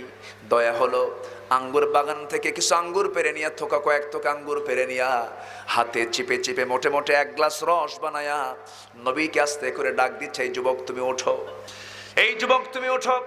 নবীজিকে আস্তে করে টেনে তুলে নিয়ে বলতেছে, এই যে 1 গ্লাস আঙ্গুরের রস তোমার জন্য বানিয়েছি, এটা পান না করলে তুমি মরে যাবা, তোমার গায়ে তো কিছু নেই, প্রচুর রক্তক্ষরণ হয়েছে। নবীজি হাতগুলো কাঁপে, হাতের মধ্যে গ্লাসটা হাতের মধ্যে নিলেন। আমার নবীজি কাঁপতে কাঁপতে গ্লাসটা হাতের মধ্যে নিয়ে বিসমিল্লাহ বলে খেলেন। বিসমিল্লাহ বলে খাওয়ার পর নবীজি একটু মুস্কে একটা হাসি মারলেন। কয়েকদিন খান নাই, 3 দিন 3 রাত খান নাই। নবীজি আমার সেই আঙ্গুরের রসটা খেয়ে নিয়া মিটি মিটি করে ওই যুবকের দিকে তাকায়া বেশ কিছুক্ষণ পর বলে, যুবক তোমার নাম তো আদ্দাস তাই না? আদ্দাস মনে মনে চিন্তা করে, আমার নাম আদ্দাস, এই লোকটাকে বললো কে? ওই লোকটা আমাকে দেখলো না কোনোদিন, আমি তাকে দেখলাম না কোনোদিন, আমার নামটা বললো কেমনে? এবার বলছে, যুবক আমার নাম আদ্দাস, তুমি চিনলা কেমনে বলো তো আমাকে? তুমি কোনোদিন দেখেছো নাকি? না দেখি নাই। তোমার গ্রামের বাড়ির নাম হলো নিনুয়া, তোমার গ্রামের বাড়ির নাম হলো নিনুয়া। যুবক আশ্চর্য হয়ে বলে, নামটা বলে দিল, গ্রামের নামটা বলে দিল। এবার বলতেছে, ও যুবক যে গ্রামে তোমার জন্ম সেই গ্রামেই জন্ম নিয়েছেন আল্লাহর পয়গম্বর ইউনূস আলাইহিস সালাতু ওয়াস সালাম। এই কথা বলার সঙ্গে সঙ্গে ওই যুবক আদ্দাস আরো আশ্চর্য হয়ে বলতেছে, ইতিহাসও দেখি আবার জানে আমার গ্রামে আল্লাহর নবীর জন্ম, এই লোকটা জানলো কেমনে? এবার বলতেছে, যুবক আমার গ্রামে আল্লাহর পয়গম্বরের জন্ম, এই কথা তোমাকে কে বলে দিল? নবীজি মুস্কি হাসি মেরে বলছে, যুবক তুমি যার সামনে দাঁড়িয়ে কথা বলছো তুমি তাকে চেনো নাই মনে হয়। একজন নবীর কাছে তার একজন নবীর খবর থাকতেই পারে। একটু আস্তে কান সুবহানাল্লাহ, জোরে বলুন সুবহানাল্লাহ। ওরে আদ্দাস, তুমি কার সামনে দাঁড়িয়ে কথা বলছো তুমি টের পাও নাই?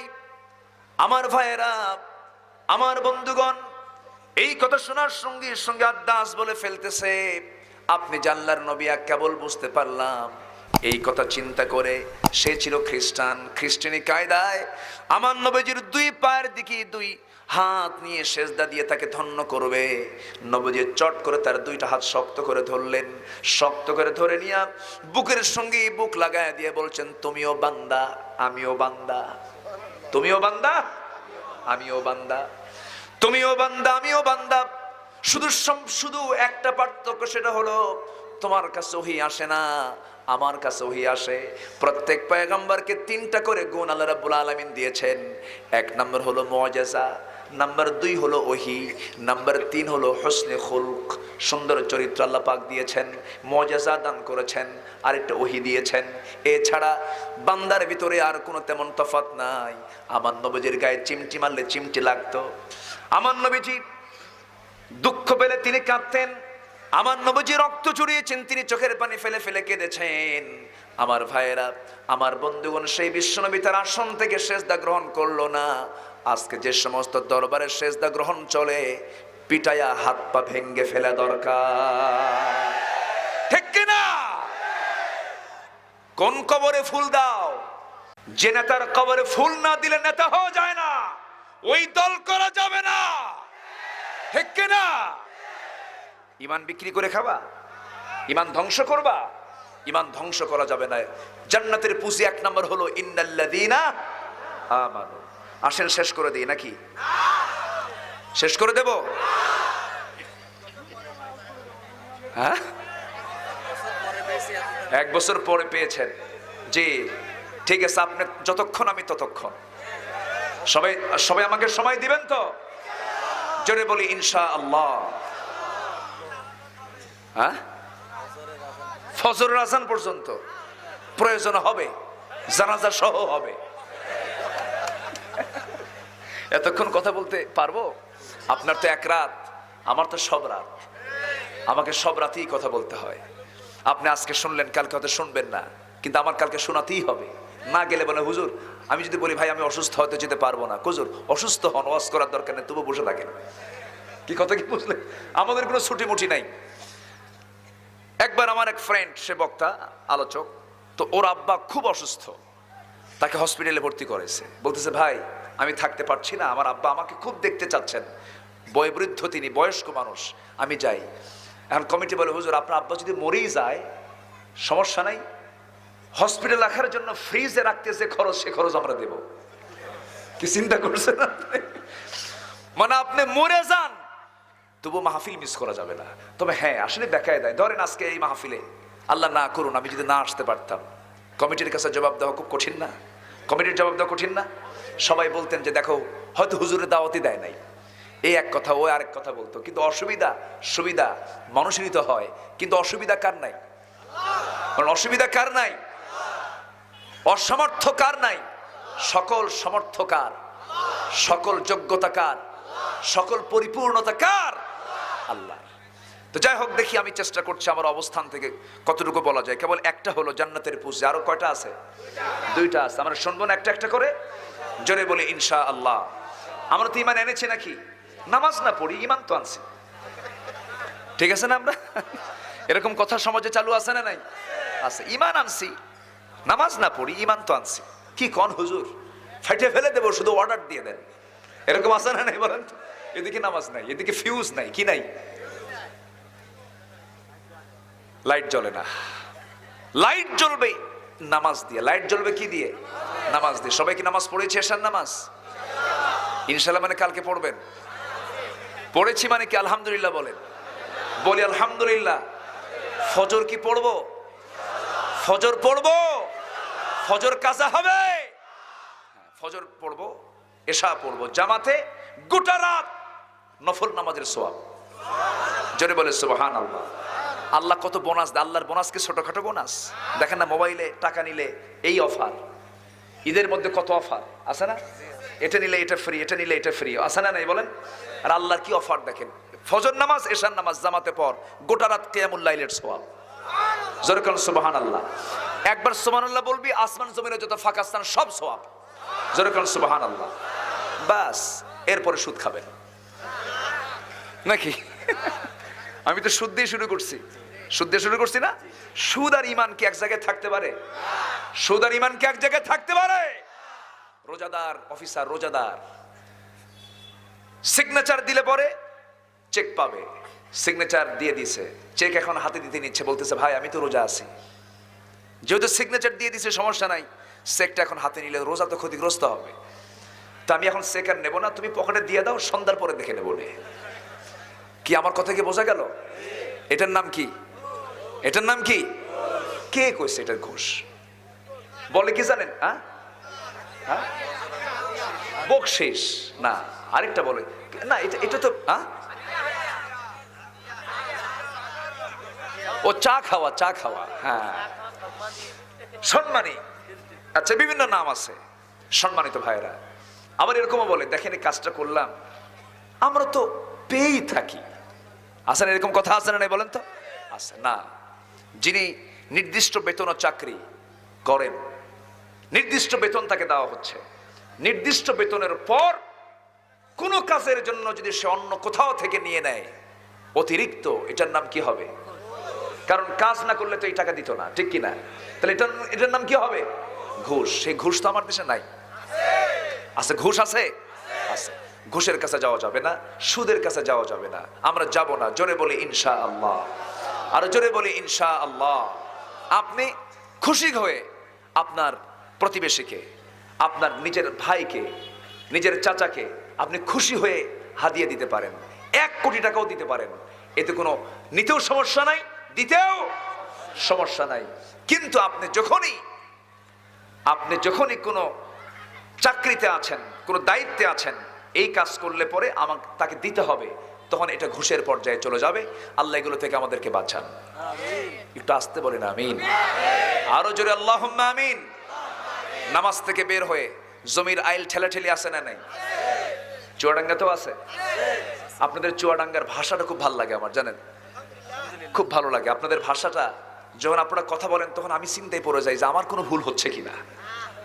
আপনাদের ভাষার মধ্যে এত সৌন্দর্য আছে, এত গহনা, বাংলাদেশের কোথাও এত সুন্দর গহনা দিয়ে বাংলা ভাষা নাই। বলি আলহামদুলিল্লাহ। কোথাও পাবেন না আপনি এত সুন্দর ভাষায় কথা বলা। কুষ্টিয়া তো নাই, এটা মেহেরপুর না, এটা চুয়াডাঙ্গা। তো আপনি কুষ্টিয়া শহরের ভাষা আরেকটা পাবেন, ঠিক আছে না? কুষ্টিয়ার সঙ্গে এখানকার মিল আছে? মিল নাই। কুষ্টিয়া অনেকটা টানে। আবার ওইদিকে যদি ওই খোকসার দিকে যান, কুমারখালীর দিকে আরেকটু টানে। আর যদি পদ্মা পার হন, ভাত খাইছাও, কি কথা কি বুঝলেন? আচ্ছা, তো এই টানা শুরু হয়ে গেল। কিন্তু এই বেল্ট চুয়াডাঙ্গা, মেহেরপুর, যশোর, এই লাইনটা না কুষ্টিয়া একটু ভিন্ন। তো এই লাইনটা নদিয়ার সঙ্গে লাগানো, নদিয়া পাশে নদিয়া আছে, নদিয়ার সঙ্গে লাগানো হওয়ার কারণে এই ভাষাটা খুবই সুন্দর। বলি আলহামদুলিল্লাহ। এই এলাকা ভাষার জন্য বিখ্যাত। কিসের জন্য? ভাষার জন্য বিখ্যাত। যশোরের মধ্যেও একটু প্রবলেম আছে। খাওয়ার পরে যাব, খেপ পরে যাব। কি বলে? খেপ পরে যাব। কি কথা কি বুঝলেন আপনারা? একটু ভাষার একটু তারতম্য আছে, কিন্তু আপনাদের এই এলাকার ভাষার মধ্যে কোনো তারতম্য নাই। বলি আলহামদুলিল্লাহ। সাতক্ষীরার মানুষ কথার শেষে বলে ভাত খেয়ে যাবেন বলো, ভাত খেয়ে যাবেন বলো। বলো শব্দটা তার এক্সেস, এটা ভাষার একটা গহনা, এটা এক্সেস করে বলে। চট্টগ্রাম তো আরো সুন্দর মাশাআল্লাহ। হ্যাঁ, চট্টগ্রাম আরো সুন্দর না? চিটাগাং, ওরা মানে ব্যবসায়ী মানুষ, বুঝলেন? ওদের ভাষা এত লম্বা করে বলার সময় নাই। ভাই এখানে বসেন, ভাই এই পাশে বসেন, এটা তো সই বাংলা। ওরা বলে ইক্কে বইয়ুন। কি কথা কি বুঝলেন? আচ্ছা, ইন্দাইয়ুন মানে এখানে আসেন। কথা বোঝেন নাই? ওরা সবকিছু শর্টে মারে। ওদের লম্বা কথা বলার সময় ওদের নাই, ব্যবসা করে এই জন্য। আচ্ছা, ওইদিকে ময়মনসিংহের মানুষ, ওরা আবার জমি অনেক লম্বা লম্বা জমি, বুঝলেন? বিশাল বড় বড় মাঠও বড়, ওদের ভাষাটা লম্বা। ওরা মধ্যে মুনফাসিল সহ টান দেয়। মধ্যে মুনফাসিল এবং মধ্যে মুত্তাসিল দুটাই আছে। ভাত খাইবাইন। কি কথা কি বুঝতেছেন? মানে ভাত খাবেন নাকি? ভাত খাইবাইন, এটা লম্বা টান মারে।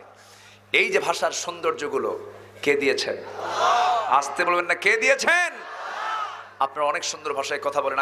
এটাতে আমি খুবই প্রশংসা করি। আল্লাহ আপনাদের ভাষাকে আরো সুন্দর করে দেন। রাসূল বলেছেন কি জানেন? নাহনু আফসাহুল আরব। রাসূল নিজে বলেছেন আমি হলাম শুদ্ধ আরবি ভাষী একজন মানুষ। রাসূল নিজে বলতেন আমি একজন শুদ্ধ আরবি ভাষী একজন মানুষ। আপনারা এই সুন্নতের কায়দা বলতে পারবেন আমি শুদ্ধ একজন বাংলা ভাষাভাষী মানুষ। বলি আলহামদুলিল্লাহ। তাহলে নবীজির সুন্নতের সঙ্গে মিল আপনাদের আছে না নাই? নোয়াখালী আছে। পানি কি গায়? পানি কি? আল্লাহ পাক হয় না, আল্লাহ ফাক, বুঝলেন? হ্যাঁ, যাক সম্মানিত ভাইয়েরা, ইমানের পুঁজি কয়টা বলেছিলাম? তিনটা। নাম্বার 1 হলো আমরা কি আনবো? নামাজ বাদ দেব? জমির আইল ঠেলবো? মিথ্যা সাক্ষী দেব? মিথ্যা সাক্ষী আমার দেশে আছে না নাই? মিথ্যা সাক্ষী আছে না নাই?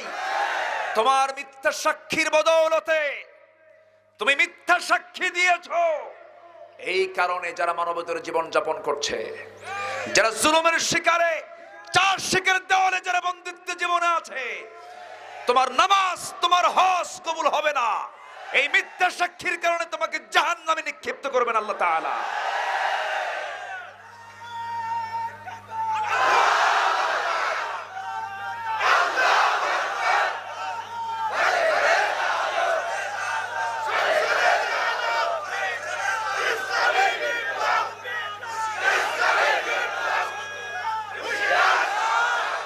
নারায়ে তাকবীর। আল কোরআনের আলো, কোরআন হাদিস যেখানে, আলেম ওলামা যেখানে, আল্লাহ কবুল করুন। আমাদের রবকে, আমাদের নেতাকে, আমাদের নেতাকে, আমাদের দল কি? আরো জোরে, আরো জোরে, আরো জোরে। এই তিনটি বিষয়ের ভিতরে আমার রব, আমার নেতা, আমার দল, এই তিনটার ভিতরে যেই ভাগ বসাতে আসবে গলা চিপে ধরবো আমরা তার। এই ক্ষেত্রে কোনো আপোষ করা যাবে, কারণ এখানে ঈমান আছে না নাই? আচ্ছা, মিথ্যা সাক্ষী দেওয়া যাবে? মেয়ের সম্পত্তি ছেলেকে লিখে দেওয়া যাবে? এরকম বাপ আছে না নাই? আমার মায়ের এখন খুব খুশি, হুজুর ভালো করে কর।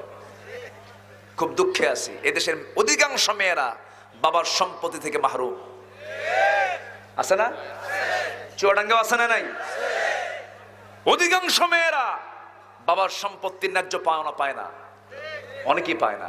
হাজি হজ করতে যাবে, হজের আগ দিয়া মেয়েদেরকে ডাক দিয়ে বলে, মা হজে যাচ্ছে, ফিরবো কিনা? বুড়া মানুষ, কোমর নড়ে না। একটা মাত্র ছেলে, তোমরা 6টা মেয়ে, মরে গেলে তো তোমরা অংশ পাবা, এখান থেকে নিয়ে যাবা। অংশ পেলে কিন্তু ধ্বংস হয়। দেখছেন কি ফতুয়া মেরে দিল? অংশ পেলে কি হয়? ধ্বংস হয়। কিরকম জালিম এগুলো! হ্যাঁ, এগুলো বলার লোক আছে না নাই? অংশ পেলে ধ্বংস হয় না? অংশ নেওয়া ফরজ। অংশ নেওয়া কি ফরজ? বলে যে অংশ নিলে কিন্তু ধ্বংস হয়। মা নিও না মা, আমি তোমার বাপ, তোমার যে অংশটা তুমি তোমার ভাইয়ের হাতে, তোমার ভাইয়ের নামে একটু লিখে দিও। ওর কি হজ কবুল হবে? ওর হজ কবুল হবে? আমার মায়ের আমার আলোচনা আজকে খুব খুশি, হুজুর ভালো করে বলেন। আমার ভাইয়েরও দোষ আছে, আমাদের ভাইয়ের দোষ আছে না নাই? বাপ মরে গেছে, ভাইরা কি করে জানেন? আলমডাঙ্গার পৌরসভার যে জায়গাগুলো, ওই জায়গাগুলো সব ভাইরা লিখে নেয়, ভাইরা নিয়ে নেয়। নিয়ে এমন কিছু জায়গা রাখে যে জায়গাগুলো বেচাও হবে না। কি কথা কি বোঝা গেল? ওই জমিগুলো করে কি, বোনদেরকে বলে, বোন ওগুলো নিয়ে নে। কথা বোঝেন নাই? ওগুলো নিয়ে নে। এই যে জুলুমটা করলেন, ঈমান আছে? আসতে কোন কেন? ঈমান আছে? বান্দার হক নষ্ট করলে তার ঈমান ঠিক থাকতে পারে না। ঈমান নিয়ে কথা বললে আর বহু কথা হয়ে যাবে। রাত তো বেশি হয়ে গেছে, 12টা বাজে, 12:30 বাজে, 12:15 বাজে। ওয়াল্লাযীনা হাজারু, যারা হিজরত করবে কার পথে? আমরা কার পথে হিজরত করব? হিজরত করার লোক আছে না নাই? দেশ ছাড়া আছে না? ঘর ছাড়া আছে না? বিছানা ছাড়া আছে না? বিছানায় ঘুম হয় না এমন লোক আছে না নাই? আচ্ছা, ফিলিস্তিনের দিকে তাকান, চেচনিয়ার দিকে তাকান, বসনিয়ার দিকে তাকান, আফগানিস্তানের দিকে তাকান। কত মুজাহিদরা ত্যাগ স্বীকার করেছে, হিজরত করেছে। আমরা হিজরতের চিন্তা মাথায় আনবো। যদি এরকম বিপদ আসে, আমরা ধৈর্য ধরবো কার উপরে? আল্লাহর উপরে। ওয়াজাহাদু ফি সাবিলিল্লাহ, যারা জিহাদ করবে কার পথে? আল্লাহর পথে। তাহলে আগে ঈমান, এরপর হিজরত, এরপরে জিহাদ। এই তিনটা যদি কাজ হয়ে যায়, আল্লাহ বলছেন উলাইকা ইয়ারজুনা রাহমাতাল্লাহ, আশা করা যায় এরাই হবে আল্লাহর রহমত প্রাপ্ত বান্দা। জোরে বলেন সুবহানাল্লাহ। আমরা কার রহমত প্রাপ্ত বান্দা হতে চাই? রহমত পেলে গুনাহ মাফ আছে না নাই? ক্ষমা আছে না নাই? জান্নাত আছে না নাই? আচ্ছা, আল্লাহ কবুল করুন। সবার বাড়িতে মা বোন আছে, কেউ উঠবেন না, একটু বসেন, আর একটু সময় বসেন। অনেক মা বোন আসছেন আজকের মাহফিলে। আমি মা বোনদেরকে উদ্দেশ্য করে কিছু কথা বলতে চাই। ভাইরাও শোনেন। ভিতরের পর্দা হচ্ছে মেইন পর্দা। মামাতো ভাই, খালাতো ভাই, চাচাতো ভাই, ফুফাতো ভাই, দুলা ভাই দেখা করা জায়েজ? দেখা করা জায়েজ নাই। এগুলোর সঙ্গে দেখা করা যাবে? চাচাতো ভাইয়ের বাড়ি নিজের বাড়ি থেকে দূরে না কাছে? কাছে। এই জন্য চাচাতো ভাইয়ের সঙ্গে পর্দা করা কম জরুরি না বেশি জরুরি? বেশি জরুরি। এখানে ফিতনা কম না বেশি? বেশি। ভাই বোন যে, কিন্তু ভাই বোন হলে কি হবে? দেখা করা জায়েজ নাই। আচ্ছা, গেল। দুলাভাইয়ের সঙ্গে, দুলাভাইয়ের সঙ্গে দেখা করা যাবে? দুলাভাই কি শালীদেরকে হুন্ডা নিয়ে ঘোরে? চুয়াডাঙ্গায় ঘোরে, আলমডাঙ্গায় ঘোরে, কুষ্টিয়া ঘোরে, ঝিনাইদহ ঘোরে, মহেশপুর ঘোরে। কেন করে জানেন? পর্দার বিধান নাই। পর্দার বিধান নাই। শালীকে নিয়ে দুলাভাই ঘুরতেছে, সামনে চলতেছে, হুন্ডা স্টার্ট দিয়েছে। শালী এখন মনে মনে চিন্তা করে যে দুলাভাই তো আমার বড়, আমার শ্রদ্ধেয় দুলাভাই, গায়ের সঙ্গে গা লাগলে কেমন হয়? একটু দূরেই বসে, একটু দূরে বসে থাকে, মাঝখানে একটা গ্যাপ রাখে, যেন দুলাভাইয়ের গায়ের সঙ্গে যেন আমার গাটা যেন না লাগে, না যেন টাচ হয়। দুলাভাই এমন ব্রেক মারে সামনে যাইয়া, এক ব্রেকে গ্যাপ পূরণ করে। আছে না নাই? এই নোংরামিগুলো করার সুযোগ দেওয়া যাবে না। এই সুযোগ সৃষ্টি করে দেয় কিছু মুরব্বীরা। মুরব্বী, আপনাকে সচেতন হতে হবে, পর্দার বিষয়ে সতর্ক থাকবেন। আল্লাহ তুমি সবাইকে বোঝার তৌফিক দিয়ে দাও। আসুন আমরা আর কাল বিলম্ব নয়, আমরা চাইবো কার কাছে? আল্লাহর কাছে চাইবো। ফজর কি সবাই পড়বো? কারা কারা হাত তোলেন? ফজর পড়বেন কারা কারা? চিৎকার মেরে বলি ইয়া আল্লাহ, ইয়া রহমান, আমাদেরকে ফজর, জোহর, আসর, মাগরিব, এশা 5 ওয়াক্ত সালাত আদায় করার তৌফিক তুমি আল্লাহ দিয়ে দাও। জোরে বলি আমিন, আরো জোরে আমিন, আরো জোরে আমিন। আত্মীয়র হক আদায় করার দরকার আছে না নাই? আগে চাচা না আগে মামা? ভালো করে বলেন, আগে চাচা না আগে মামা? আগে চাচা, মামা না শ্বশুর? বলেন। 1 নাম্বার চাচা, চাচার কুল, বাবার কুল। 1 নাম্বার কি? বাবার কুল, চাচার কুল। নাম্বার 2 হলো মামার কুল, মার কুল। নাম্বার 3 হলো কি? শ্বশুরের দিকে যাবে। এখন 1 নাম্বার কোনটা? মাশাআল্লাহ, ভালো না? এই সমস্ত বিষয়গুলো আমরা খেয়াল করব। জোরে বলি ইনশাআল্লাহ। আল্লাহ তুমি সবাইকে বোঝার তৌফিক দিয়ে দাও। এরকম করে অনেক কথাই ছিল, রাত হয়ে গেছে। যাই হোক, আসুন আমরা এখন দোয়া করব। আমরা চাইবো কার কাছে? আমরা প্রশাসনকে ধন্যবাদ জানাচ্ছি, এই মাহফিলটার অনুমোদনের ব্যাপারে অনেক মেহনত করেছেন ভাই। চেয়ারম্যানকে আমরা ধন্যবাদ জানাই এবং আলমডাঙ্গার প্রশাসনকে আমরা ধন্যবাদ জানাচ্ছি। এই মাহফিলটা অনুমোদনের ব্যাপারে তারা অত্যন্ত সম্মতি প্রকাশ করেছেন। বলি আলহামদুলিল্লাহ। আল্লাহ তুমি কবুল করো। দোয়া না করে যাচ্ছেন কেন? সবাই বলি সুবহানাকাল্লাহুম্মা আশহাদু আল্লা ইলাহা ইল্লা আনতা আস্তাগফিরুকা ওয়া আতুবু ইলাইকা। চিৎকার মেরে বলি ইয়া আল্লাহ, আমার জীবনের সগীরা কবীরা, ছোট বড় সব গুনাহ তুমি আল্লাহ মাফ করে দাও, মাফ করে দাও। জোরে বলুন ইয়া রাব্বাল আলামিন। নামাজের মতো করে বসেন, নামাজের মতো করে বসেন। আমরা আল্লাহর কাছে চাই, আল্লাহর কাছে বলি আল্লাহ যেন আমাদেরকে মাফ করে দেন। দোয়া, দোয়া। চেয়ারম্যান সাহেব দোয়া। হ্যাঁ, আপনি কথা বলবেন, আপনি কথা। আল্লাহুম্মা আমিন। রব্বানা যালামনা আনফুসানা ওয়া ইল্লাম তাগফির লানা ওয়া তারহামনা লানাকুনান্না মিনাল খাসিরিন। রব্বানা লা তুযিগ কুলুবানা بعد إذ هديتنا وهب لنا من لدنك رحمة إنك أنت الوهاب। গভীর রাত, নিঝুম রাত, ঝিমানো রাত্রিতে চাঁদের মতো হাজারো মুসলমান নরনারীকে নিয়ে তোমার কালামের একটি আয়াতকে সামনে রেখে ঈমান, হিজরাত, জিহাদ শীর্ষক কিছু আলোচনা করার চেষ্টা করেছি। তোমার দরবারে কাঙ্গাল ফিকারির মতো সে শান্তে এসে 2টা হাত পেতে আছি। আল্লাহ, গুনার দিকে নজর দিও না, বান্দা মনে করে তামাম জীবনের গুনাহগুলোকে মাফ করে দাও। জনম দুঃখিনী মা, জনম দুঃখী বাপ জান যারা চলে গেলেন, জিন্দেগির গুনাহগুলো মাফ করে দাও, কবরগুলোকে জান্নাতের টুকরা বানাইয়া দাও। অনেক আলোচনা শেষ করে বাড়ি ফিরে যাব, বাড়িতে ফিরে গিয়ে সব দেখবো কিন্তু মাকে পাবো না রে। সেই মার দিকে তাকালেই বরকত, যেই মার দিকে তাকালেই রহমত, যে মার দিকে তাকালেই গুনাহ মাফ। সেই মা যারা চলে গেলেন, জিন্দেগির গুনাহগুলো মাফ করে দাও, কবরগুলোকে তুমি আল্লাহ জান্নাতের বাগান বানাইয়া দাও। অনেক আলোচনা শেষ করে বাড়ি ফিরে যাব, বাড়িতে ফিরে গিয়ে সব দেখবো কিন্তু মাকে পাবো না রে। মার ঘরের দিকে তাকায় দেখবো মার ঘর আছে, খাট পড়ে আছে, কিন্তু মা আমার কবরবাসিনী হয়ে গেছেন। ও আল্লাহ, বউকে দেখে শান্তি পাওয়া যায়, সন্তানকে দেখেও শান্তি পাওয়া যায়, কিন্তু মার দিকে তাকালে কলিজাটা ঠান্ডা হয়ে যায়। ও আল্লাহ, সেই বরকতি মা, বরকতি বাপ যাদের বেঁচে আছেন তাদের হক আদায় করার তৌফিক দিয়ে দাও।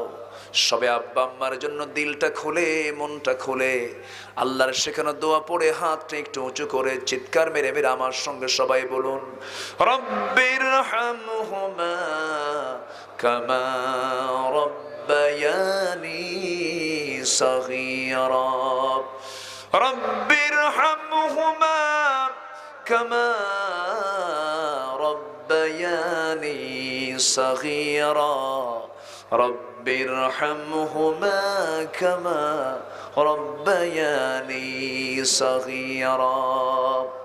ও আল্লাহ, বিশেষ করে এই মাহফিলের আয়োজন যারা করলেন, শোনার জন্য দূর দূরান্ত থেকে যারা আসলেন, বিনিময়ে কিয়ামতের কঠিন ময়দানে যেদিন কেউ কাউকে চিনবে না, এমনকি মা সন্তানকে পর্যন্ত স্বীকার করে বসবে, যেদিন মানুষ কাঁদতে কাঁদতে চোখের পানিগুলো ফুরে যাবে, চোখ থেকে রক্ত বের হওয়া শুরু হয়ে যাবে, সেই কঠিন মুসিবতের দিন এই মাহফিল আমাদের সবার জন্য নাজাতের মাধ্যম বানায়া দিও আল্লাহ।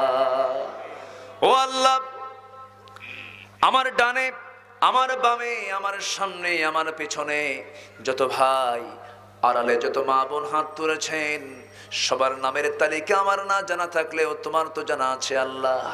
আল্লাহ, তোমার বান্দাগুলো ভিক্ষুকের মতো হাত পেতে আছে, যার যার চাওয়া তুমি আল্লাহ দয়া করে পাওয়া করে দিও, যার যার সমস্যা তুমি আল্লাহ সমাধান করে দিও, রোগাক্রান্তকে রোগ মুক্ত করে দাও, ঋণগ্রস্তকে ঋণ মুক্ত হওয়ার তৌফিক দিয়া দাও। এক কথায় যার যার সমস্যা তুমি আল্লাহ দয়া করে সমাধান করে দাও।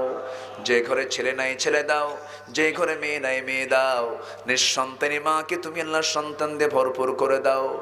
ব্যবসায় বরকত নাই, বরকত দিয়ে দাও। ঋণগ্রস্তকে ঋণ মুক্ত হওয়ার তৌফিক দিয়ে দাও আল্লাহ। 60, 70, 80 বছরের জিন্দেগিতে অনেক কিছুই তো লাগে আল্লাহ, মেহেরবানি করে আমাদের যত হাজাত তুমি আল্লাহ মেহেরবানি করে পূরণ করার ব্যবস্থা করে দিও।